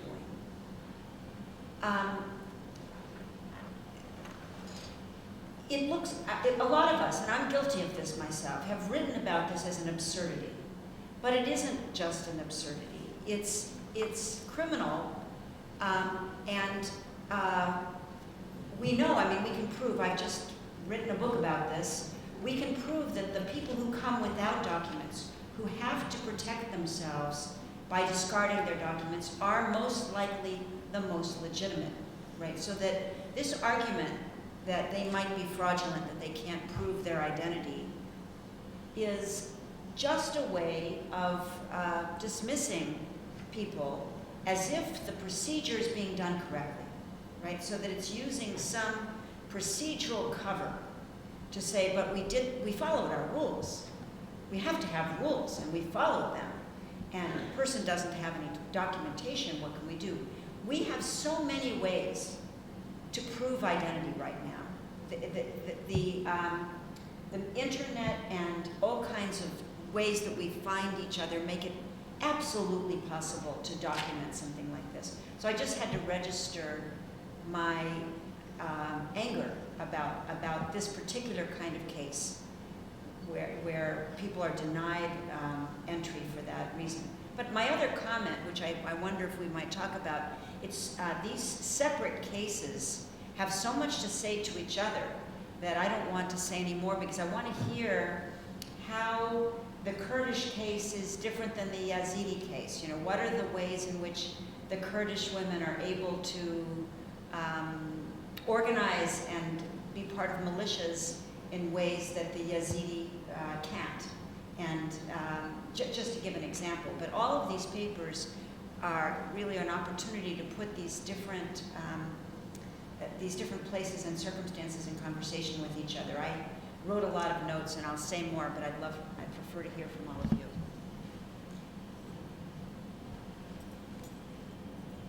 Thank you so much, Amy. Is there any other question? Oh, let me bring Brad. Yes. There you go. Say your name. I'm Cameroon. It was very moving to think of what the children are going through, and especially what you addressed, which they even maybe do not remember anymore because it has been for years and they are growing up in displaced places. I wanted to hear more about what your findings and thoughts are of this lost, maybe collective memory, how it affects their identity shaping, because you addressed that, but it raised a lot of questions, and it was just like, oh wow, yeah, this is a very important aspect, what is going on with this thing.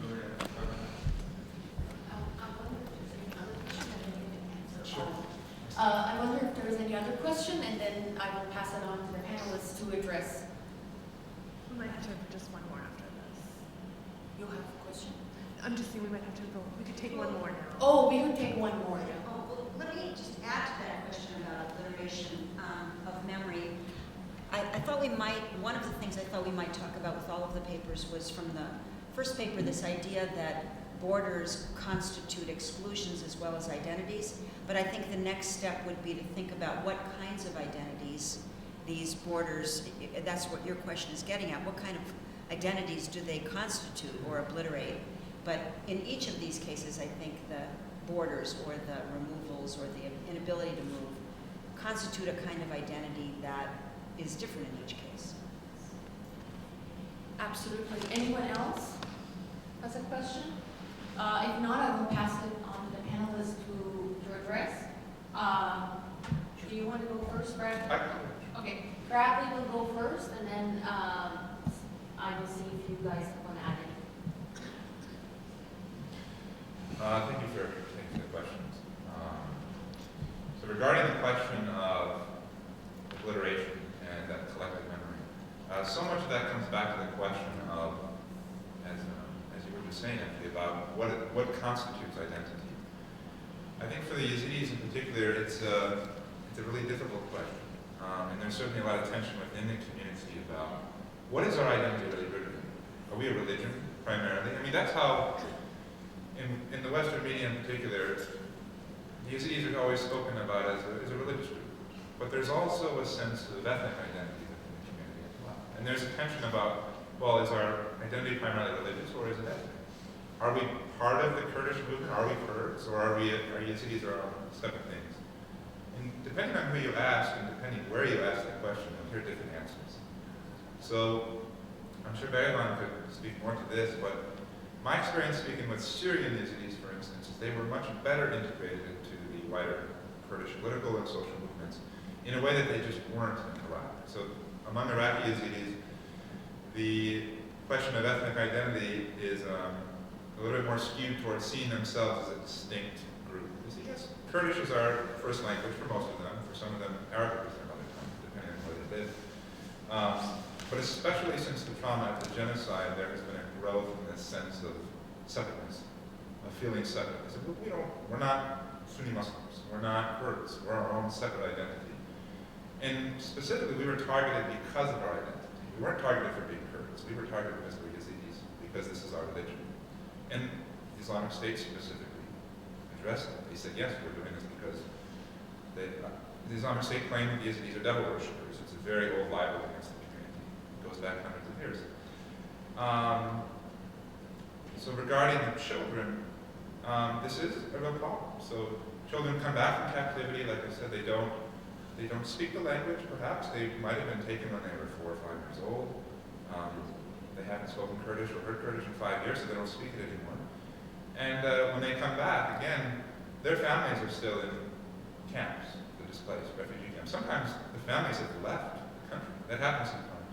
Children will come back that the family has decided, we need to move on. The child's lost, or maybe the child's dead. They don't know. And so they'll occasionally be reunited, sent back to Canada, US, what have you. But this is a real challenge for the community, preserving the memory. That was part of what YASTA did in Iraq, the organization I worked for, the project I was involved in, was literally recording these testimonies, speaking with people who had come back from captivity, and recording these memories of the event for posterity. So most of these efforts are being done internally by the community. They get a little bit of outside support, but it's really a question the community itself is trying to address, and how does it remember the trauma that it's been. Hopefully I answered the questions. Thank you so much, Bradley, for clarification. Is there anything, Tania, you want to add to Amy's comment or Bradley's?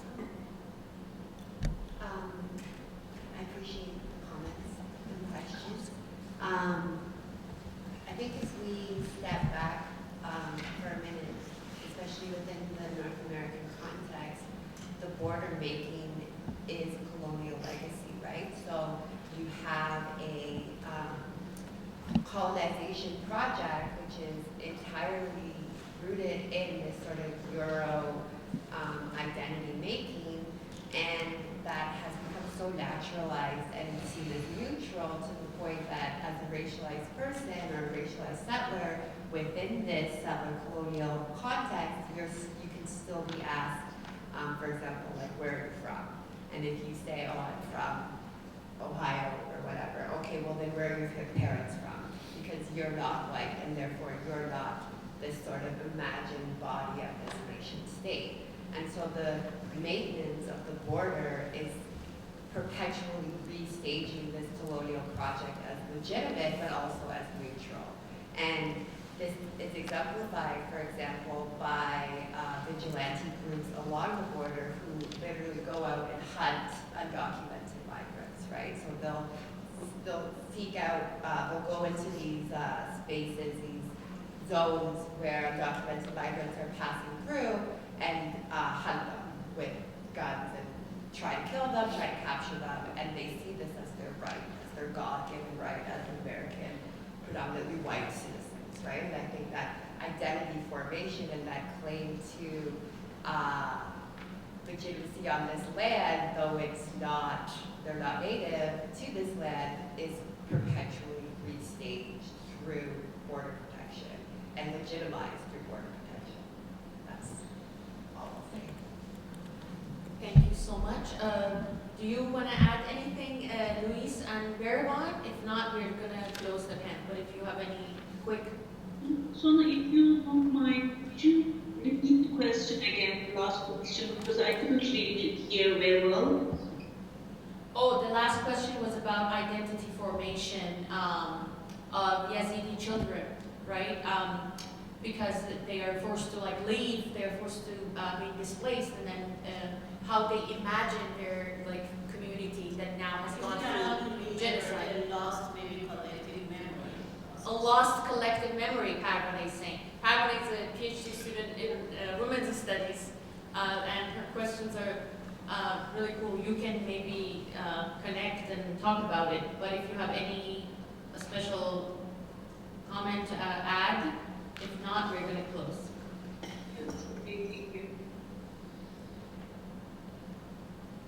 No, I don't have. Thank you. Okay. Thank you very much, everybody, for being here, for listening.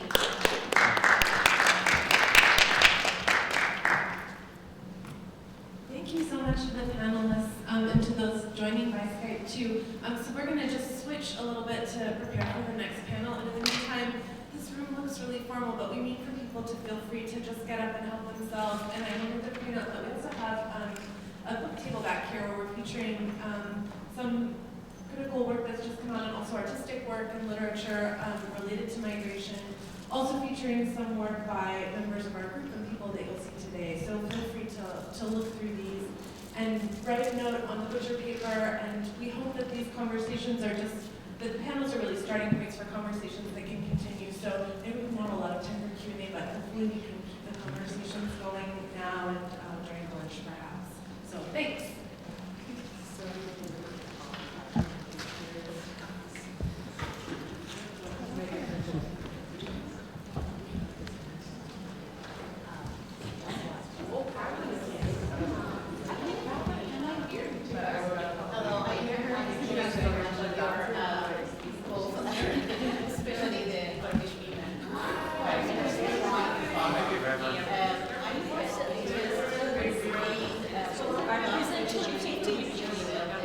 Most of them were biotech.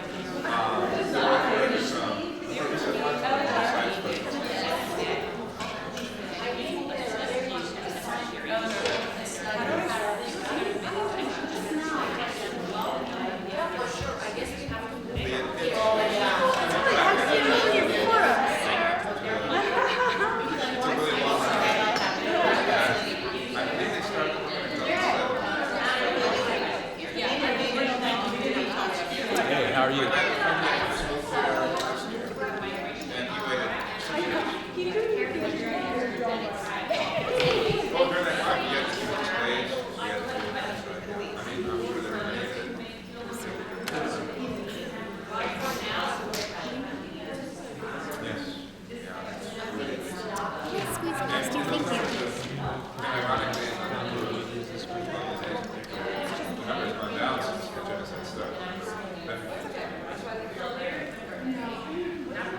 Actually, the country that has probably been the best has been Australia in terms of actually actively bringing these issues there.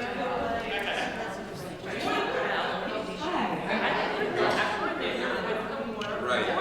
No, they have a special program. We were part of. I think it might even be ongoing. We were involved in the first wave of these refugees to Australia. They started with Syrian ones. And they moved to Iraq, and so they making 2,000. Much smaller numbers of migrant Germans.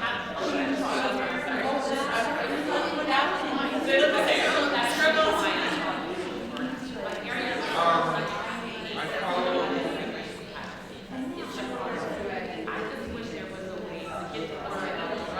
Regarding the education, I think the best work done is probably in the British press.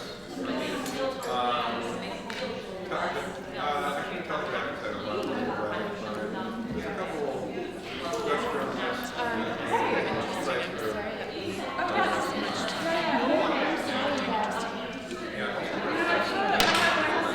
honestly, the worst خسته نباشی دختر جون.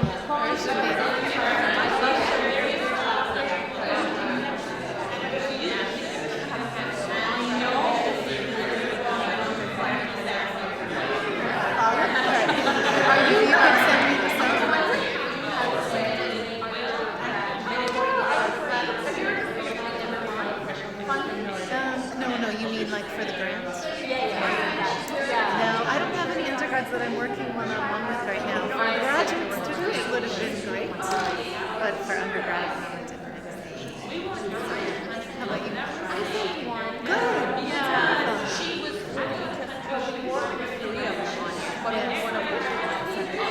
okay. Unless the other ones I think that's really important work, and I have a feeling that less people are applying for that.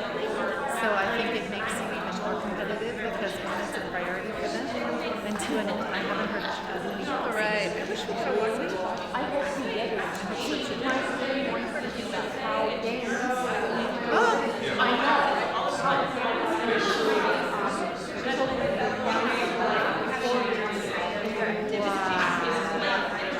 Mobility. Have you heard about this graduate of the dance department in Rutgers program where they use dance to work with not people, I think they use with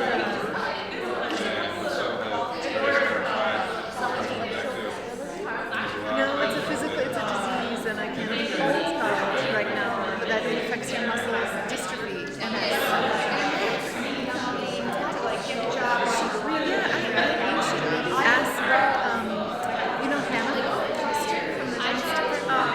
She's going to be on our panel this afternoon, and I will probably forget just because I'm nervous. So I think that you'll wind up attending this year. And she'll give you those details if I don't know. But they have a program where they're using dance in order to for therapy, physical therapy. By this company to be qualitative data. I can't provide any tell me about it. Okay. Well, I mean, yeah, that's but good for us. We're definitely way ahead of that. But I think connecting to the dance department, that would be fun. It would make a lot of sense.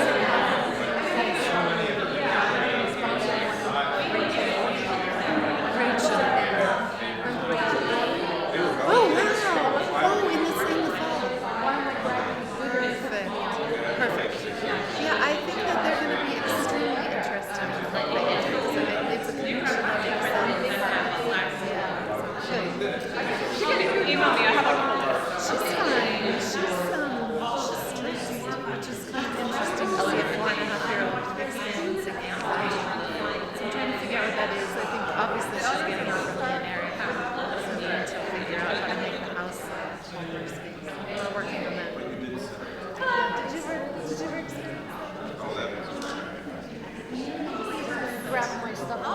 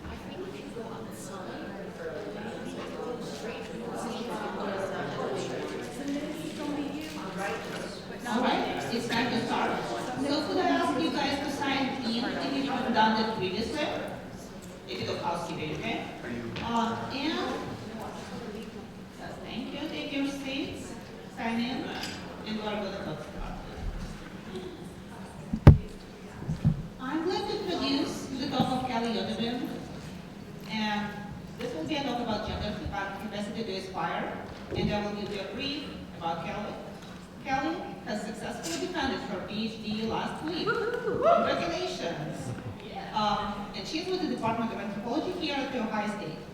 Her work has been recognized with several prestigious awards, including a Randall Jennings Peace Scholar position with the United States Institute of Peace and the Fulbright Research Award.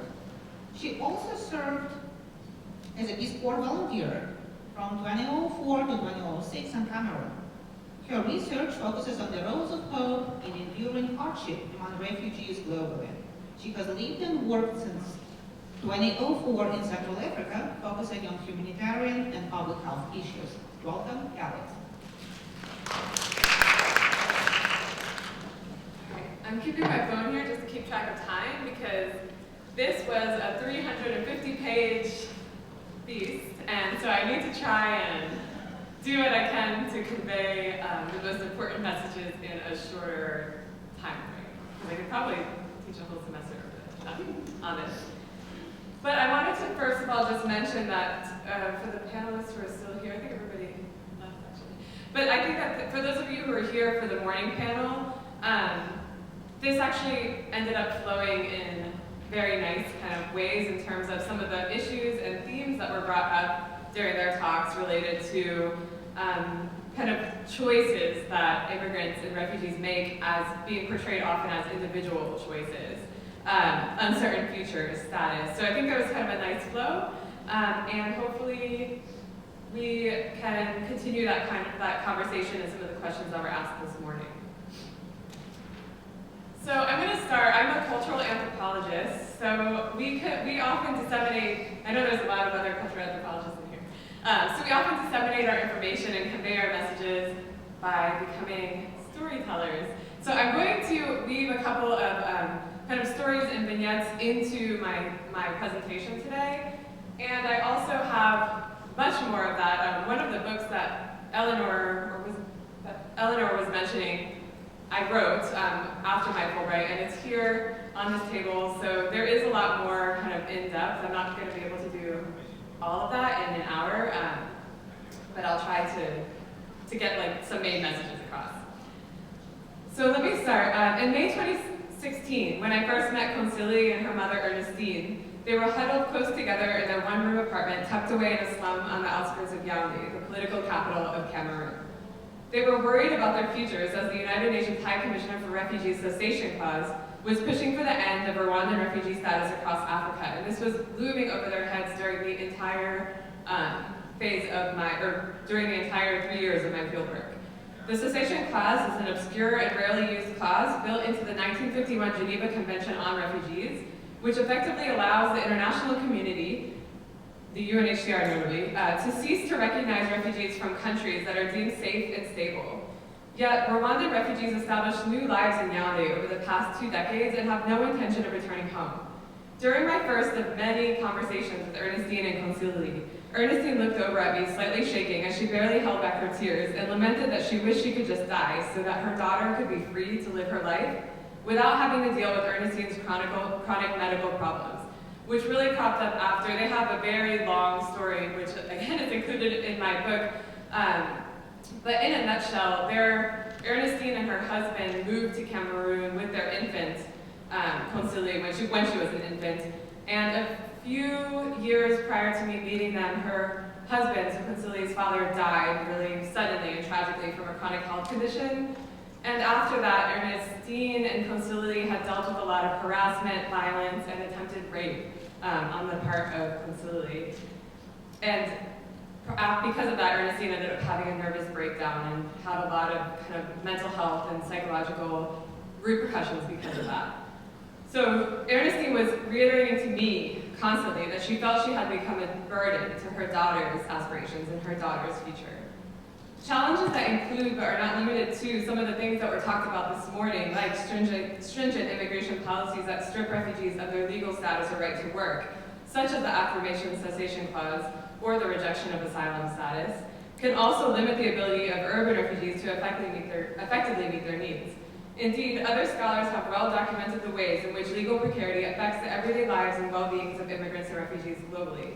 But a key question that I explored in this research was, how do these kind of socio-cultural and political economic contexts and other challenges limit immigrants and refugees' ability to aspire towards their desired futures?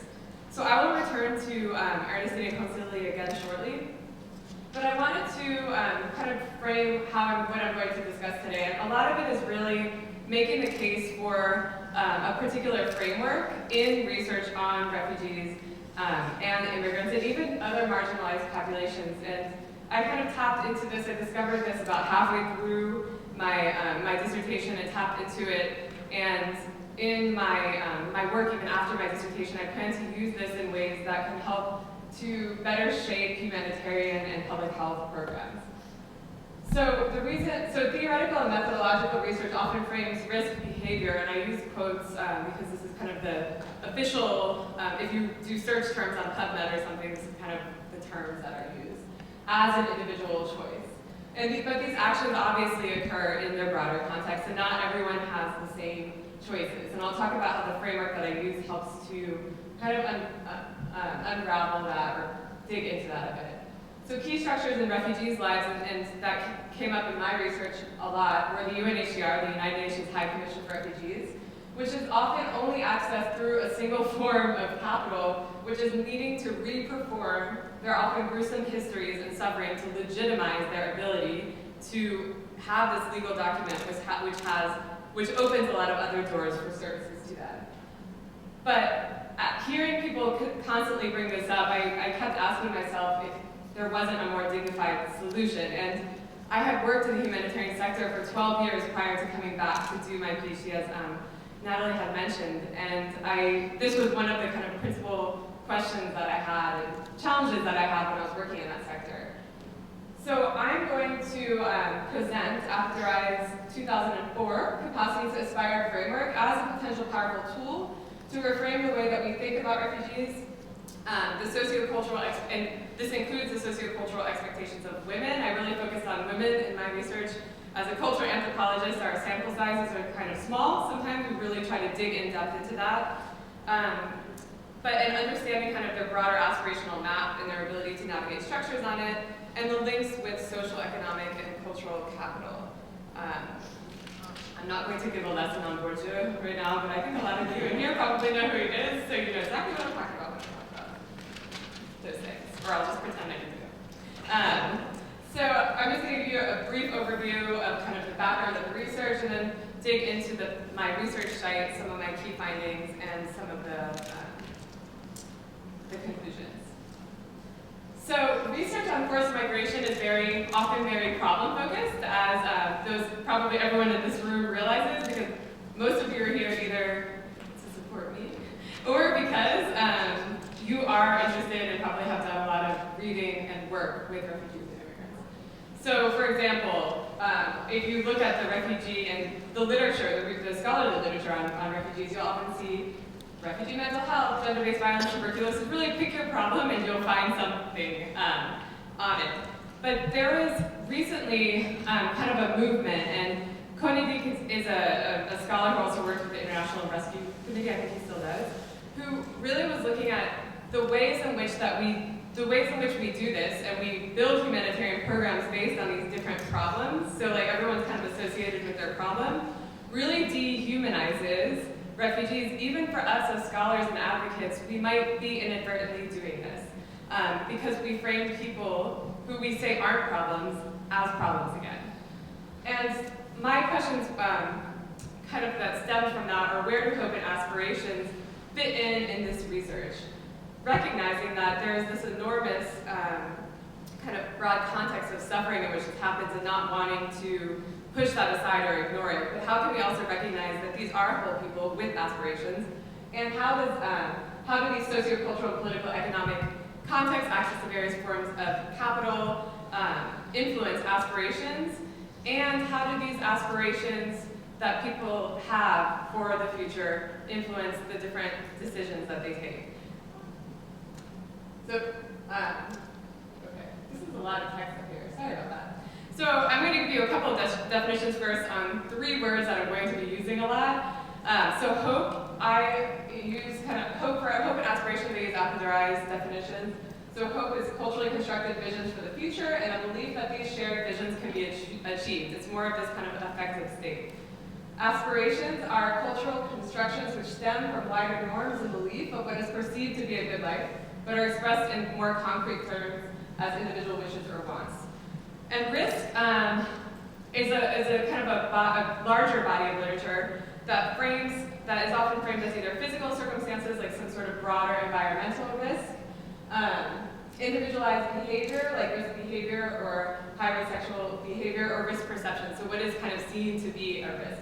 This is very much, I have a background in public health, and this was the area that I really focused on for 12 years in terms of health behavior risk in the humanitarian sector before coming back to do my PhD.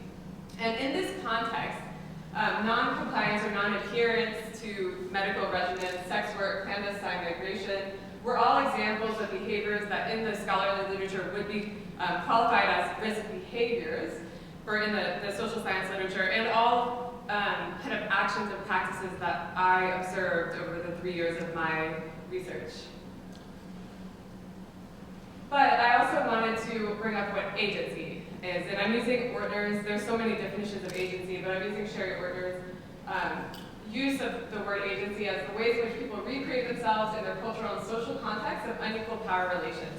So this is kind of going back to aspirations. We obviously don't all have the same options, but we might still have the same aspirations. Everyone in this room might want to be a doctor, but not everyone in this room might not have the same kind of like social, economic, and cultural capital to pull on to be able to know how to navigate the space to make that effectively happen. And so I looked at how choices to recreate themselves, what kind of, or how agency was used to try and achieve their aspirations, how that might affect risk perception, and how capital and access to key structures like the UNHCR were really critical to understand in understanding kind of this capacity to aspire. So I'm going to go over this really quickly, but this was broadly, I guess, my kind of conceptual framework, in that the capacity to aspire is what it situates in concrete terms, what a person wants to achieve. So I spent a lot of time asking people what they wanted to achieve, a belief that they can be achieved, which is kind of that effective state of hope, the actual feasibility of the plan to achieve them, which is that aspirational map, and the actions taken to achieve them, which are those agency and strategies. So in this way, obviously, persons with privilege access to various forms of capital and therefore structures in society can be considered to have a greater capacity to aspire. And hope becomes a form of cultural capital. I really stink at making any sort of graphic, but I tried to do this to like map it out for everybody. But basically, this kind of just shows some of the key elements that I'm going to be talking about. And that is the ways in which really hope is linked with kind of the ability to navigate an aspirational map. So we can have these aspirations, these plans and strategies. Our ability to actually achieve them, to implement them, is very linked with sociocultural expectations, including gender, religion, family, levels of education. Precedence is really important. How many people do you know that have done this, and how can you pull on their experience and be able to access some of their networks in terms of the social capital or cultural and economic capital, like scholarships or what have you, or even being able to leverage these things to access the United Nations High Commission for Refugees, which provided legal status and protection for refugees living in many countries across the world. And then if you are able to implement those strategies and achieve those aspirations, then you have a greater capacity to aspire, it helps to bolster your hope, and it creates this kind of feedback loop, which is very positive. But as you keep getting disappointed or running into obstacles, then it can create a really negative feedback loop. Oops. Okay.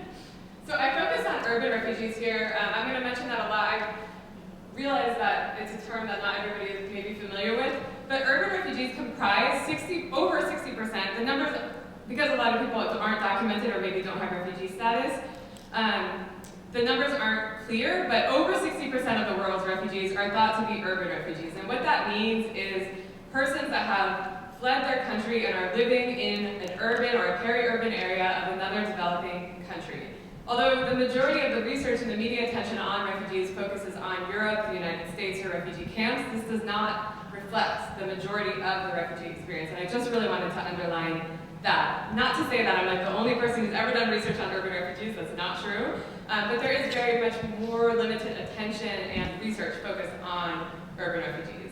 But for me, in terms of wanting to understand kind of this aspirational map, I felt like this would be an opportunity to have some research that breaks from that focus on a dependent, vulnerable refugee to how refugees are trying to tap into their agency, their proactive choice. First of all, in the choice to come and live in a city rather than a refugee camp in a country where there are multiple refugee camps and where it's encouraged for refugees to live in refugee camps. But then also how they try to achieve their aspirations. So I worked with Rwandan Hutu refugees in Cameroon and in Yaoundé, Cameroon. So Yaoundé has a star there, it's the political capital of Cameroon. As you can see, and for those of you who are familiar with Central or Sub-Saharan Africa, Rwanda is very far from Cameroon. But I'm not going to give the whole history here. There's been books and lots of ink spilled about this.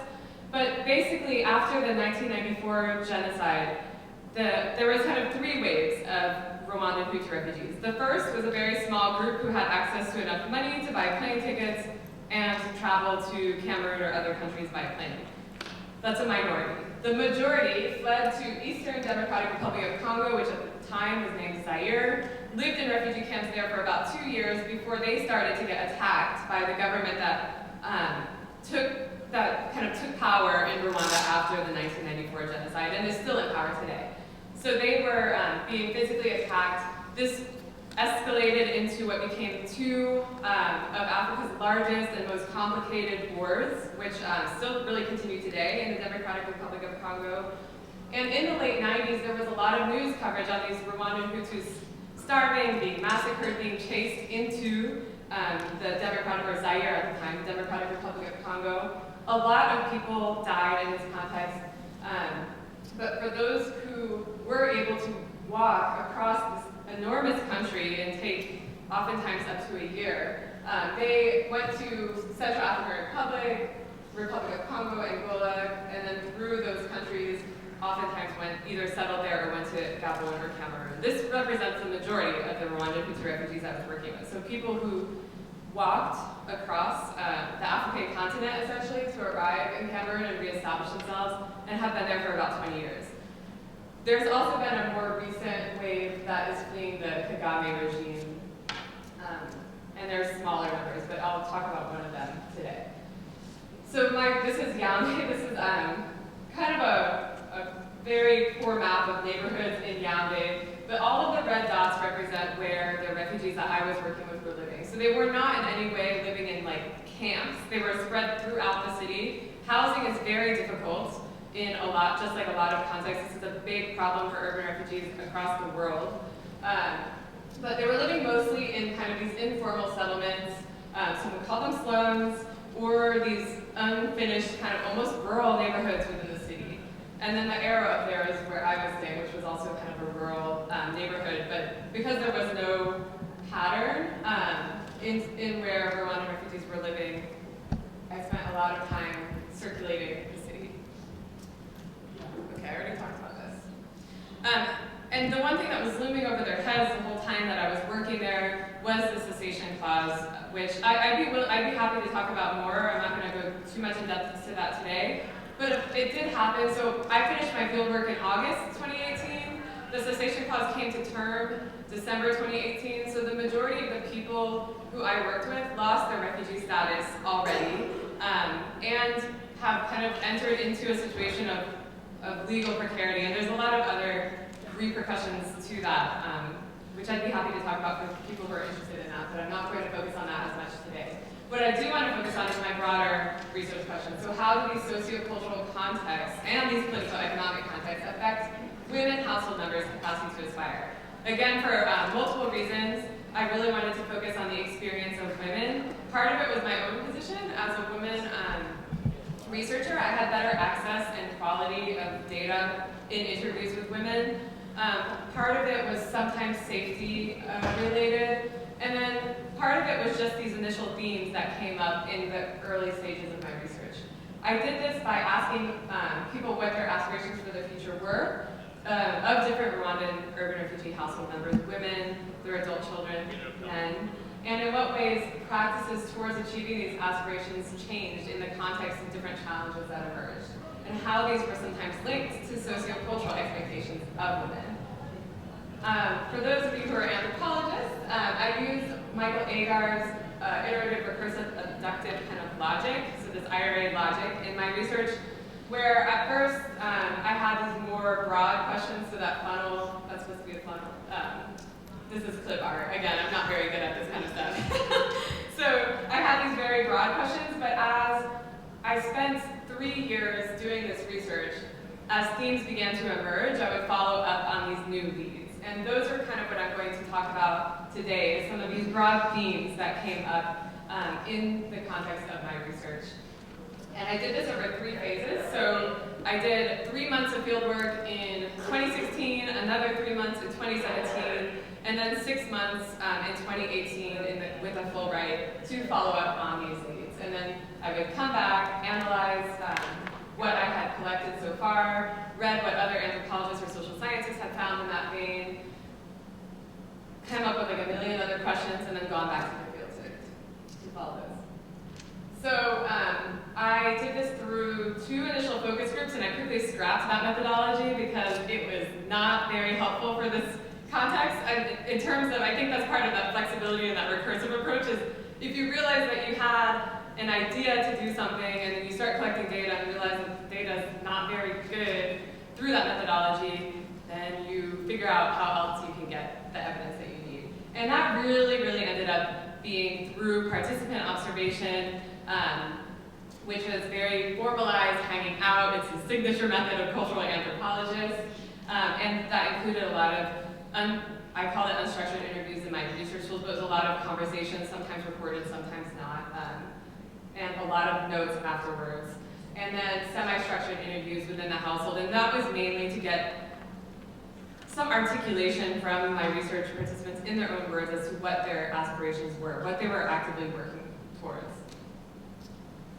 I ended up working with 36 households principally. The majority were women-headed households. Many of them were widows or single, were separated geographically and didn't really know where their spouse was.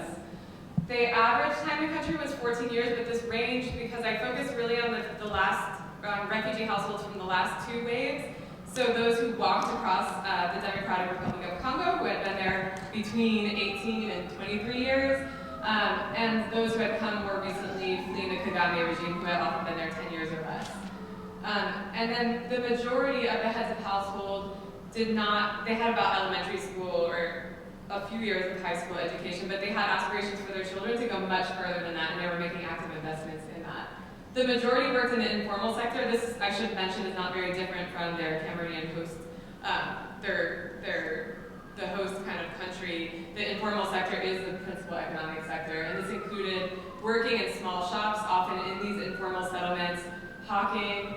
It also included, unfortunately, some other practices, including sex work, that I had noticed a lot at the beginning and decided to kind of follow that lead, and then theft as well, and a little bit of kind of the black market medicine and drug trade. Over half of the households were managing some form of chronic illness. This was very common, and I'll talk about this as one of the kind of themes that came up. And the majority at the time I was working in the field had already started to face the repercussions of the cessation clause, meaning that some of them, when the refugees, because refugee cards are given with a certain date, with certain dates, and when they went to renew them, because the cessation clause was happening soon, they would be given a renewal, but only for a couple of months, which created a lot of problems for them in terms of harassment from police, and some of them had their refugee status already rejected and then kind of had to figure out what they were going to do. So that number is, or that percentage is much higher now that the cessation clause has actually happened, because effectively almost everybody that I worked with lost their refugee status. I'll talk about this in a second. So in this, hope emerged as this really key form of cultural capital that informed aspirations, practices, and coping, which in that aspirational map, which I showed earlier, is why I put hope kind of all the way to the side. It informed that it was informed by the ability to achieve aspirations. But suffering and retelling their past, again, was this really form of capital that they reiterated they had to use to be able to access these key structures that help them achieve their aspirations, although many people were very resentful of this, especially because a lot of them had been refugees for so long. So they constantly reiterated that they were so tired of having to cry and like grovel in front of the United Nations High Commission for Refugees to be able to be given refugee status again for a couple of years and then have to go do that again. But they also recognized that you had to be able to tell your story right, which meant portraying suffering, crying in front of UNHCR in order to access this. So that was really a key form of capital that emerged in the aspirational map, and it created this, this friction between what people wanted, how they wanted people to, how refugees wanted people to see them, and how they had to portray themselves in order to be able to access the services that they needed to achieve their kind of aspirations. So the first broad theme that came up in my research is hope really started to justify the strategies that were taken to achieve aspirations. So a lot of times these behaviors that the social science literature, particularly public health, would qualify as risk behaviors. When none of my research participants ever said I took a risk, I took this risk, or I should say never. That happened like 2 times the whole time that I was working over the 3 years. They would often talk about these as necessary actions that they had to take towards these aspirations. They were strategies towards a better good. They were clearly linked with their children most of the time, and they were presented to me as forgivable transgressions, particularly as the majority of the people I were working with were very Christian. And so, coming back to Ernestine and Concili, in May 2017, during a return visit during my second phase of fieldwork, I learned that Concili and Ernestine had taken a bold step towards the future, the aspiration they imagined for Concili, and particularly to be able to get her out of this context where they really felt she was unsafe. There was somebody who had tried to rape her. They had moved their house multiple times to try to hide from him, and he still kept finding her. So they felt very insecure and wanted to, and at all costs, Ernestine really wanted to get Concili out of that environment. So what they did is they had incurred enormous debt. Ernestine kind of tapped into that broader social network to get as many loans as she possibly could. And she sent Concili to school in France through a series of negotiations with intermediaries, taking a clandestine route out of Cameroon. So she traveled by land, and for those of you who are following CNN, like kind of through Libya, and this is a common route out of Cameroon for Cameroonians and for others to try and reach Europe. And it's very dangerous, and in Libya a lot of times people will be captured and sold as slaves as well. Luckily, Ernestine, this did not happen to her. Concili was able to reach France, but Ernestine was now living in an even smaller space crammed in the back of a small store. She started with her debt to meet her most basic needs. But when I saw her and she was telling me this, she was beaming. Via telephone, Concili, who I contacted via WhatsApp and kept her as a research participant virtually, informed me that because of some errors in her legal documents, she did not have access to healthcare in France and could not work, creating enormous barriers to her ability to excel in her studies. But she did not let her mother, Ernestine, on to her struggles.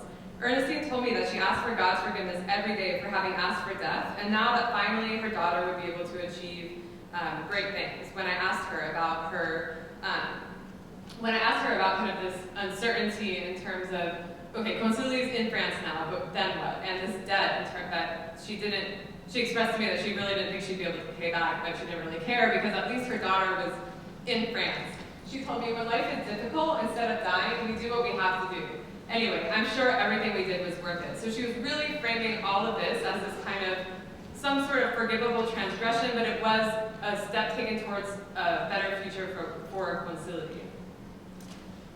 Another broad theme that came up that was related to that were the way in which mothers, so most of the women that I worked with were mothers, some of them were even grandmothers, and how their aspirations were divided on this concept of not becoming a burden on their child. So Ernestine had already mentioned that earlier. But the household is often a unit at which humanitarian and other social services are determined and distributed. And from there, there's decisions and prioritizations that are made by these humanitarian structures.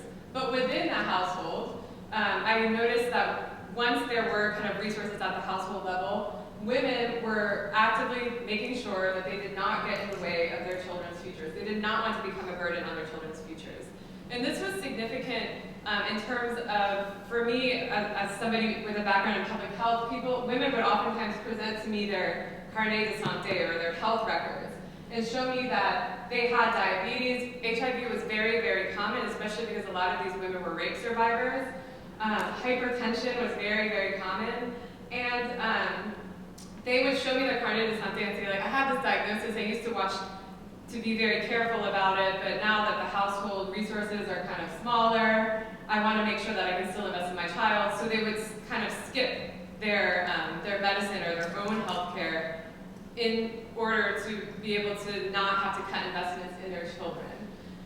Or they would engage in kind of supplementary forms of employment, including sex work or theft, in order to be able to supplement that household income.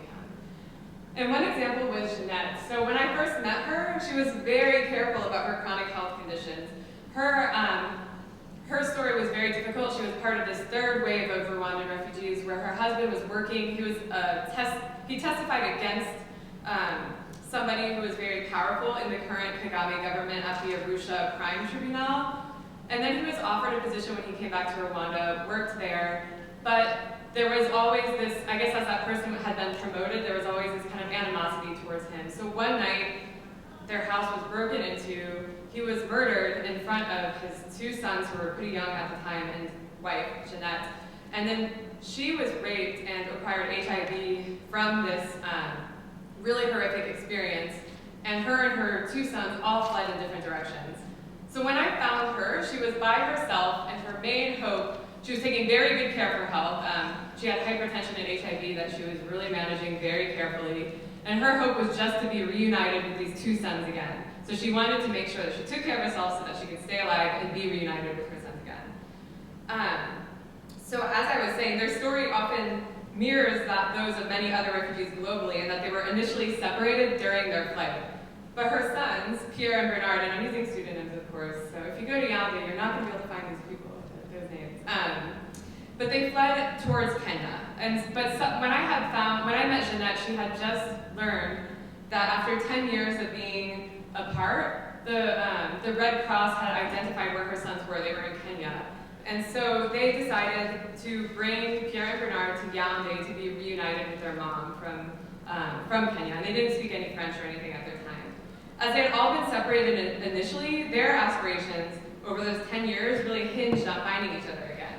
However, once they were together, as Pierre and Bernard were quickly becoming young men, Jeanette's aspirations changed. So now they were together, but she saw herself and kept reiterating to me over the next 3 years of my research that she was becoming an obstacle to their futures.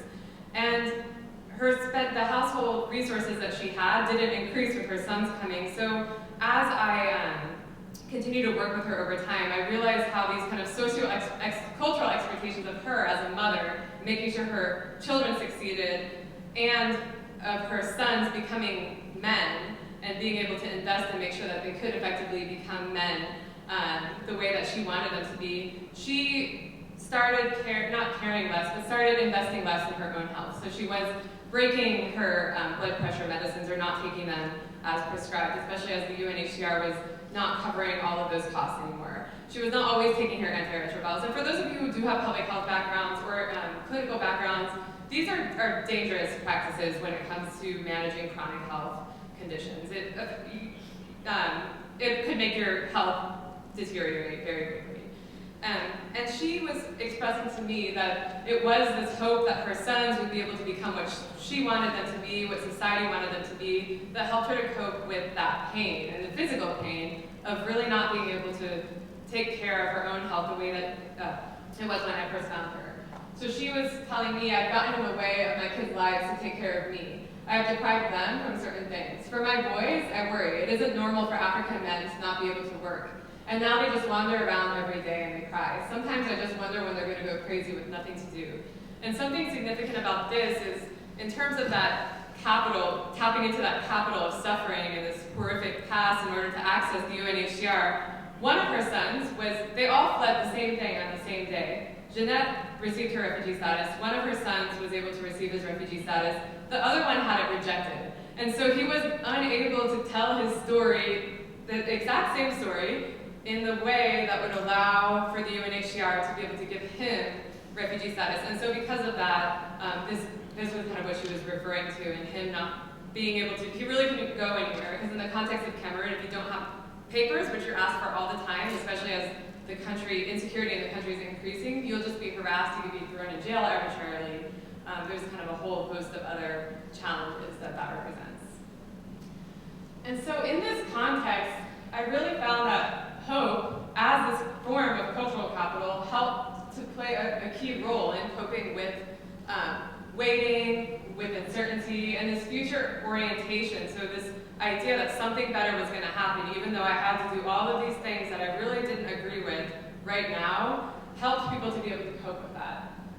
But this is really different from the way that humanitarian programs are organized. They're oftentimes very short-term, oftentimes very problem-focused, as I talked about at the beginning. So they might focus on a very specific problem, but not kind of trying to pay attention to that whole picture and how the household dynamics and what the priorities of the people who they're serving might be. And the applied implications for me, I see myself as an applied anthropologist for the humanitarian sector. And actually I'm doing a consultancy right now working with the humanitarian sector in ways that they can bolster and not undermine or ignore hope in the way that they come up with their programs, in the way that they try to do what they call risk mitigation. So what is driving these risks in the first place? You have to understand that if you want to be able to address it. Some important themes I just wanted to touch on, and then I'm going to open it up for questions for the end, because I want to hear from you all too. Otherwise, it'll get pretty boring pretty fast if I'm not putting anyone to sleep yet. But that faith, a lot of times as social scientists, I think we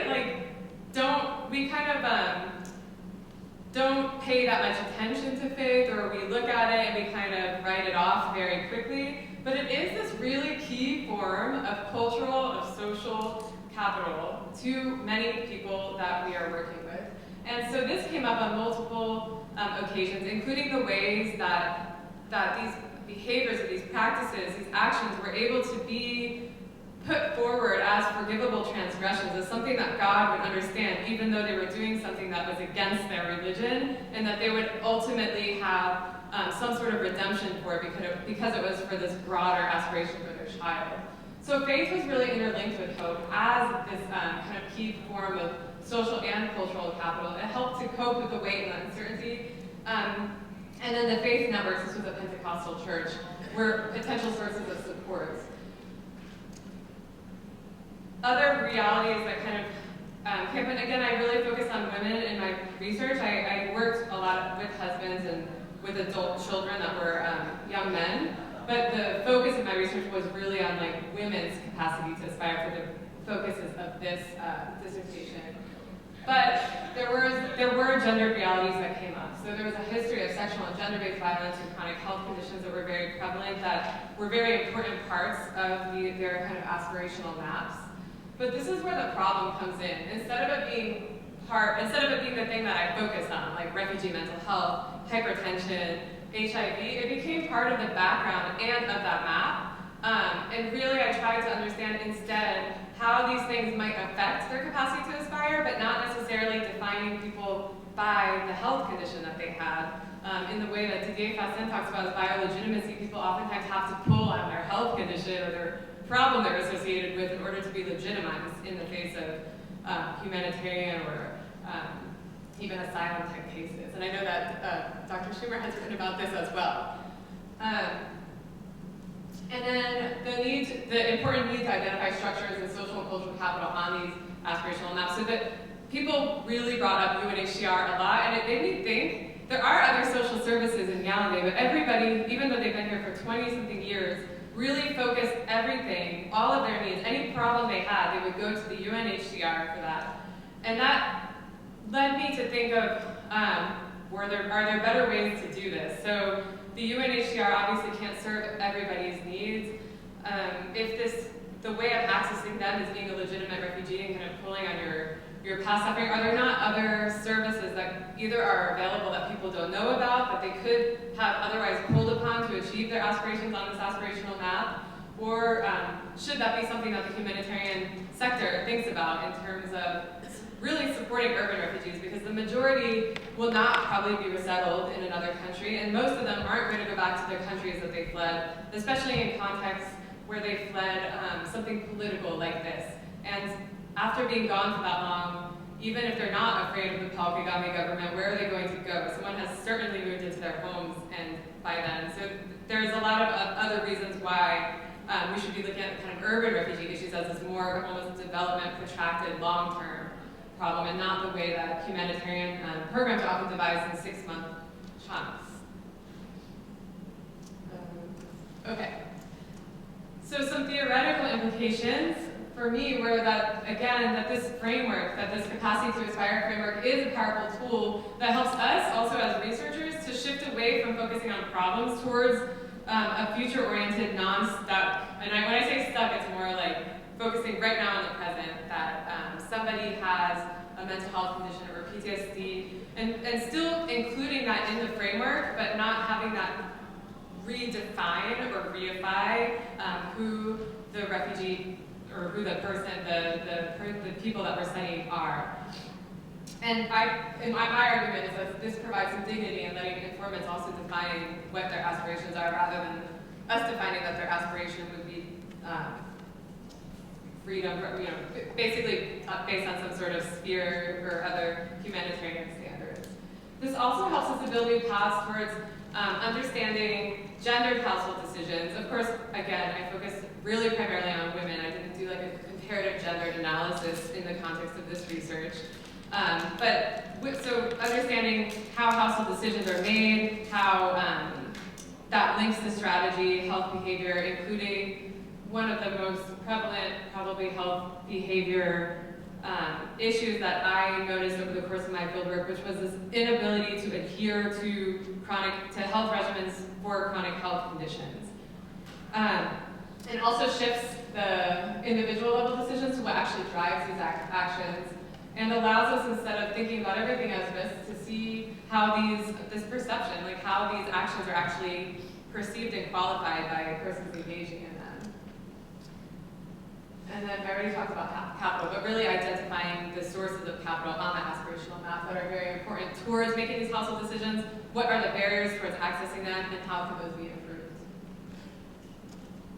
In terms of, I'm a cultural anthropologist, so I'm going to talk about so for me, I also felt that an ethnographic approach in terms of the long-term engagement at the research site with research participants provided a way to put kind of individual choice and agency front and center in its context, of course, to garner trust. So a lot of the data that I got on agency and practice, that took a long time. I didn't sit down with them and they told me that they were pill splitting or they weren't taking their medicines as prescribed, or people would oftentimes tell you what you want, what they think you want to hear in your initial contact with them, and it's only after building trust, after spending more time with people, after observing something that might be different than what they said and asking about it, that you can really dig deeper into what is actually happening versus how do they want you to think about this.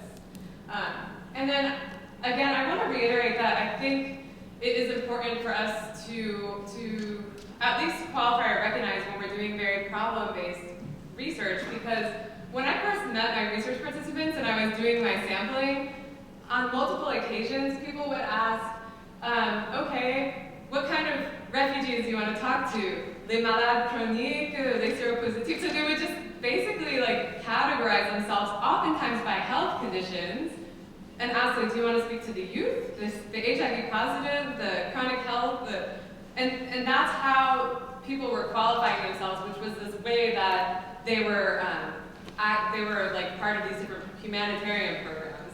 And to me, I found that significant, especially reading that Koenig literature, that it really takes away personhood in a way, and that making people identify with some sort of problem label, which is part of their lives, but it doesn't have to be what defines them or how we define them.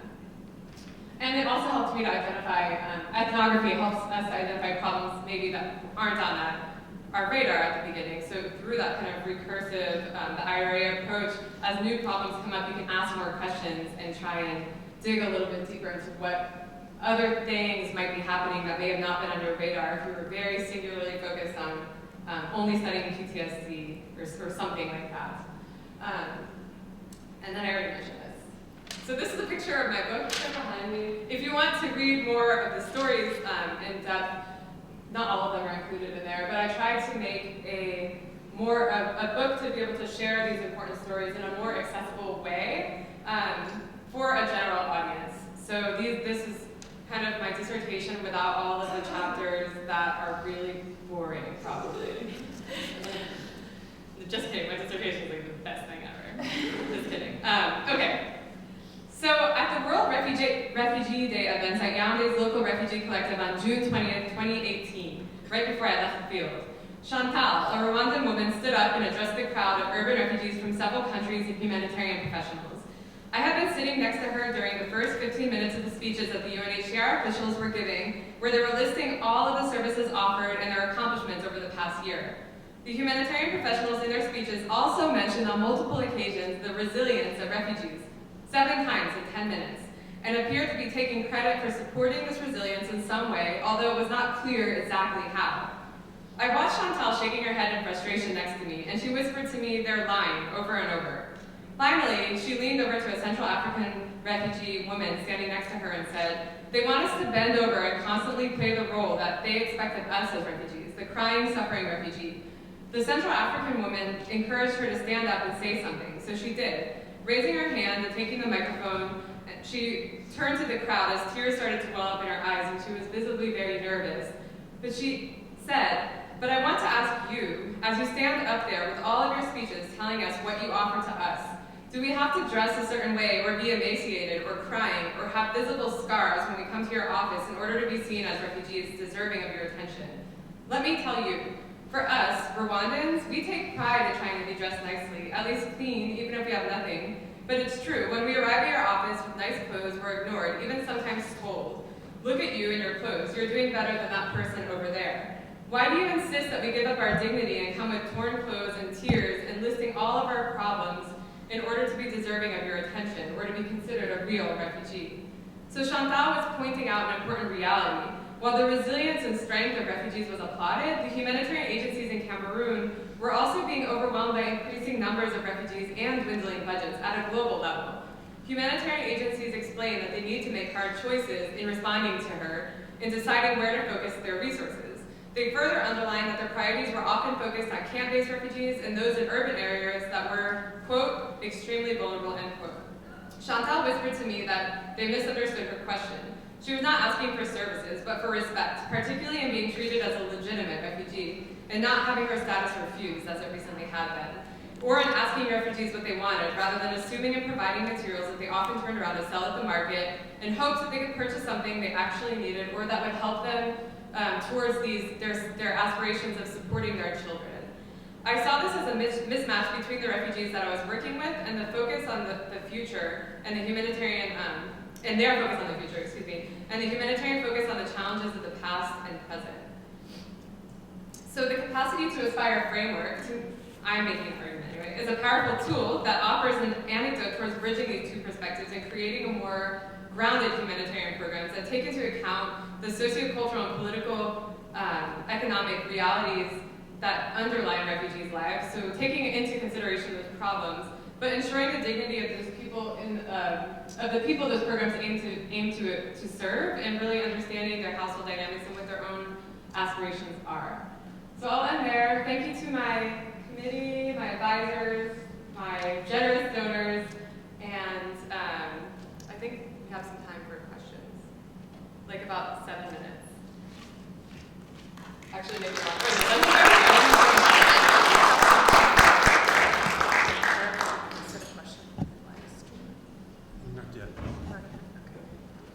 Oh yeah, should I say? So for those of you who are on Livestream as well, if you want, you can type in a question and we can answer.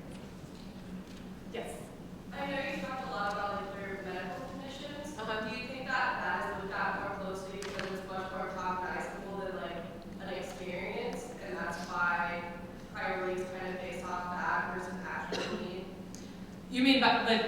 like what the humanitarian agencies focus on? Yeah, so in part, this is kind of my reflexivity. That's a good question. So my reflexivity as a researcher too is that I have a public health background. So like to me, those things really popped up, and it grabbed my attention when I was working with refugees, was the way that they were bringing up their health conditions. And so people really brought up their health conditions to me very quickly, but I think it was in part because a lot of them had previously had services through the UNHCR to provide some sort of support or subsidies for their chronic health care that had been cut, and they maybe mistook me as somebody who would be able to advocate for them to get those back.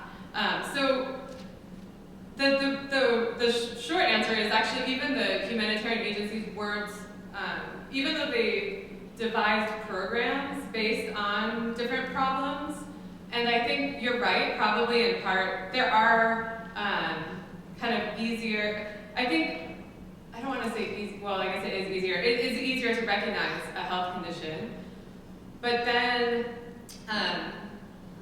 when the services are just provided in terms of providing medicine, for example, what was happening to many of these refugees is they had their medicine provided to them for a certain number of years, and then afterwards when budgets were cut, it's not provided anymore. And for chronic health conditions, they don't go away, so you can't just stop taking your, unless you're very lucky, your medicine that you're taking to manage your diabetes, your hypertension, your HIV, at any point, is something that you have to continue to follow up on. And so I guess for me, the main argument is the way that those services were provided, focused on a problem, wasn't really working for them, because when they were cut, they were kind of left in the, with the inability to access something that they considered to just be something that would always be there for them, and that perhaps instead focusing on how to really support these households. And the humanitarian sector often talks about wanting to build self-sufficiency, but these programs that are problem-focused don't really do that, because as soon as the program stops, it's not like buying the medicine for somebody helped them in any other way to be able to build their capacity to continue buying their medicine afterwards. So I definitely think that we shouldn't ignore the fact that there is a very high burden of chronic and also other health conditions among many of the world's marginalized. But I think that humanitarian programs should step back and understand that as part of a broader, kind of bigger person support that they need to provide to a household. That's a good question, though. Yes. Where should I start with? Chris? I was wondering about kind of the popular sentiment of those Cameroonians that the Rwandans live with, and how they view them as migrants or as people from somewhere else who have come to live there, and if those categories of refugee or kind of capitalizing on suffering from that popular perspective are a way of claiming legitimacy in terms of living in this neighborhood and being able to interact as well and all. Yeah, that's a good question, and it's always, it's not always super clear. So definitely, even for people who, a lot of the younger people there had essentially grown up in Cameroon. Even when they spoke French, everything, they sounded like Cameroonians, but they were always recognized as refugees. Sometimes, so Cameroonians I never heard of Cameroonians, they said like, we all live together in peace, but they qualified them as a refugee. Cameroon is also a really diverse country, so people did that with other people as well. Like they would say like that they associated Cameroonians with like the tribe. So I think calling them Rwandan or refugee wasn't necessarily, it was like the tribe that they were associated with. Sometimes though, in terms of discrimination, a lot of the refugees I worked with would complain about being called genocidaire because they were Rwandan Hutus, and there's a very simplified story of the Rwandan genocide that is kind of been given to all of us, or I guess that's like the common narrative, and that's the narrative that's understood by a lot of people. And so sometimes they would experience, so being called a Rwandan or a refugee wasn't any different to them as being a Bamileke or a Pearl or something like that. But when you're called genocidaire, they're telling you that you are a genocide perpetrator. And in that case, there was a very negative connotation to that. And that was particularly with older people. Well, when I say older, I'm saying like anybody over 35. Because I had like a lot of my research participants in their 40s were grandparents already. So there was that kind of aspect as well. And then there was also a sentiment that because they were refugees, a lot of they were very well integrated into Cameroonian society. They've been there a long time. They're working in the same informal sectors. But there was also a perception that they were receiving services because they were a refugee, that was automatic. Most of them were not receiving any services, but Cameroonians were very resentful of that. Even though they weren't receiving any services, they didn't believe it, because they were all really living in similar conditions in terms of socioeconomic situations, or living in these informal settlements. So I didn't look at those dynamics as much. I didn't really, other than the Cameroonian friends that were around, doing participant observation. But I think there's a lot of different layers to their identity, and they were really good, I think, as anybody, as pulling on which ones they needed to as capital when they needed to. So when they went to the UNHCR, they were going to pull on the suffering refugee one because that was going to help them access that. But when they were trying to access something from a Cameroonian government authority, they were going to pull on the fact that we all live together as neighbors, we make ndole and eat the same food, and yeah, so they would kind of pull on these different identities, and they were able to quite effectively. How does the UN determine if a country is safe for refugees to return to? Is it built into the convention, or? That's a good question. Yeah, so the Geneva Convention, the cessation clause is a clause built into this 1951 Geneva Convention. It's oftentimes, so my response to that would be, it's oftentimes very political. So I worked in Democratic Republic of Congo as well, and we had a lot of refugees returning that we helped to resettle. Essentially, the country of origin needs to demonstrate to the powers that be in Geneva that they will ensure the protection of these refugees when they come back. So they have to determine that the overall safety and security context of the country is amenable, and that the government has the capacity to adequately support these people who are coming back. This happens a lot. Most of the time though, so in Nigeria, Democratic Republic of Congo, other situations I've worked in, the refugees, the returnees, have accepted to go back, or because there's so few maybe that don't accept to come back, they're given some other option, like becoming a citizen of Tanzania or Cameroon. But because their numbers were larger, that wasn't an option that was given to them. But essentially, they didn't feel that this was very fair, because even though Rwanda isn't in active war now, the government that they fled is the government that is still in power. So they felt like their safety wasn't necessarily, they weren't able to get a very honest answer in their opinions, or in their perceptions, that the Kagame government was going to be able to protect them when that was the government that they thought was out to get them. And so they felt that the UN had taken sides in a really unfair way. And this was kind of their perception. But it's quite complicated. Cessation clauses are very rare. But most of the time when they're revoked, this kind of situation happens where the majority of the refugees don't want to go back, and they're going to have to find another solution for them. Yes, we'll go to Amy Sugar and then to you. I'm fascinated by groups that, which is so often the case where it's unclear whether someone is innocent or guilty. And so I'm wondering, did these Hutu refugees, were they stigmatized at all as Hutu because they had perpetrated a genocide? And did they talk at all? I mean, they talked about the Kagame government as persecuting them, but did they talk at all about the genocide? And how did they navigate that stigma of being Hutu? Yeah, that is a great question. And actually, when I first, so there's kind of two sides. So when I first got to the field, a lot of my key informants were like, well, since you're focusing on aspirations in the future, just don't ask anything about the past, because they're not going to want to talk about it. But what I found is, as soon as I sat down with people, they would launch into telling me their whole story of how they experienced the genocide. The reality is that a lot of Hutu were killed during that period too. And so they brought up the persecution that they had either personally faced or that their families had faced. And the fact that when they brought it up for those, especially for those who fled in the third wave, when they brought that up, it was never those crimes that were perpetrated by what is today the Rwandan Patriotic, like the current government, were never allowed to be seen or heard in the traditional justice structure because it conflicted with the narrative that Hutu killed Tutsi and there was not any persecution on the other, from the other side. So they felt that that was very unfair. It wasn't a genocide, so I mean what happens is you get these different categories, right? So individual persecution, which of course happened, and revenge, which of course happened, is put in a different category than genocide. Yeah, so they felt that the only focus was genocide crimes and not on all these other things that happened to them.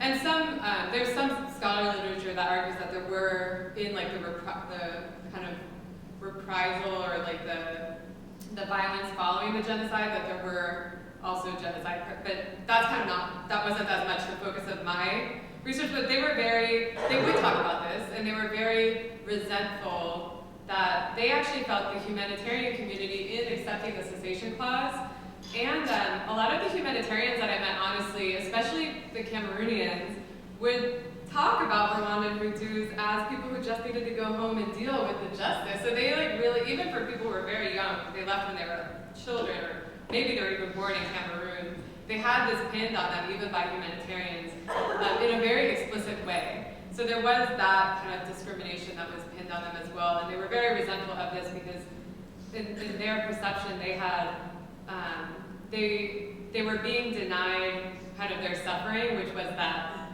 capital that they used to be able to access these international structures, and at the same time being punished for it by like being kind of pushed back to Rwanda.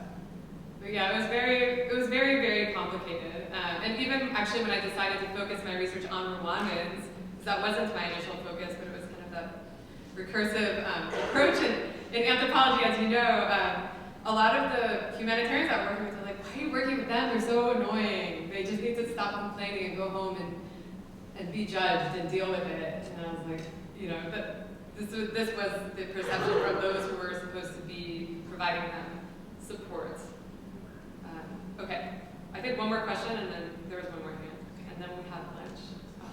Okay, so I don't study this at all, as you know, but a lot of the stuff that I do focuses on the narrative of the deserving poor and the undeserving poor, and the idea of the deserving refugee and undeserving refugee seems to be very similar to that. And so what I was wondering is just to trace the origins of the deserving poor narrative to the era of industrial revolution. I was wondering if the idea of the deserving refugee comes from the narrative of the deserving poor, or if there were some other sociocultural, historical things happening that contributed to the origin of this narrative. That's a good question. I don't know, I'd have to look into it. Like, I know that in a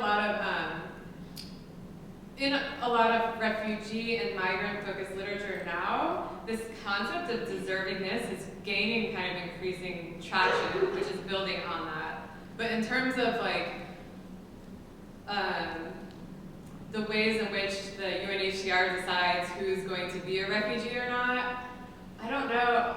It's a good question. I do think that a lot of times it's partially that, and it's partially the way, like, power structures and the way that who gets to tell the historical narrative that's going to be that which we're going to compare everybody's stories against to see if they're telling the truth. And so there's like some other kind of layers to it as well, particularly in this case, because all of the Rwandan refugees that are being affected by this essentially are Hutu or part Hutu. And so there's this competing narrative with who they are and the fact that they didn't experience genocide and this idea of deservingness. But that was, you know, based on a very single narrative that was essentially rewritten after 1994. And that is like what is learned in the history books in Rwanda and elsewhere today. So whenever people ask me, like, I saw a movie Hotel Rwanda, I'm like, okay, cool. But it's Hollywood, so it's very, you know, it's very simplified. And I think this ideas for deservingness for refugees come from other places as well. And But I do think that that whole idea of having to tap into whatever, to be savvy enough to understand what will help me be deserving and then tap into that can be very problematic because it does like kind of make people have to be like, I'm HIV positive, that's who I am, that's like that's me. And have that start to define them because that's what helps them to access resettlement or whatever. Okay, I'm going to let you all have lunch and then I'll be around for a couple more minutes. Thank you very much.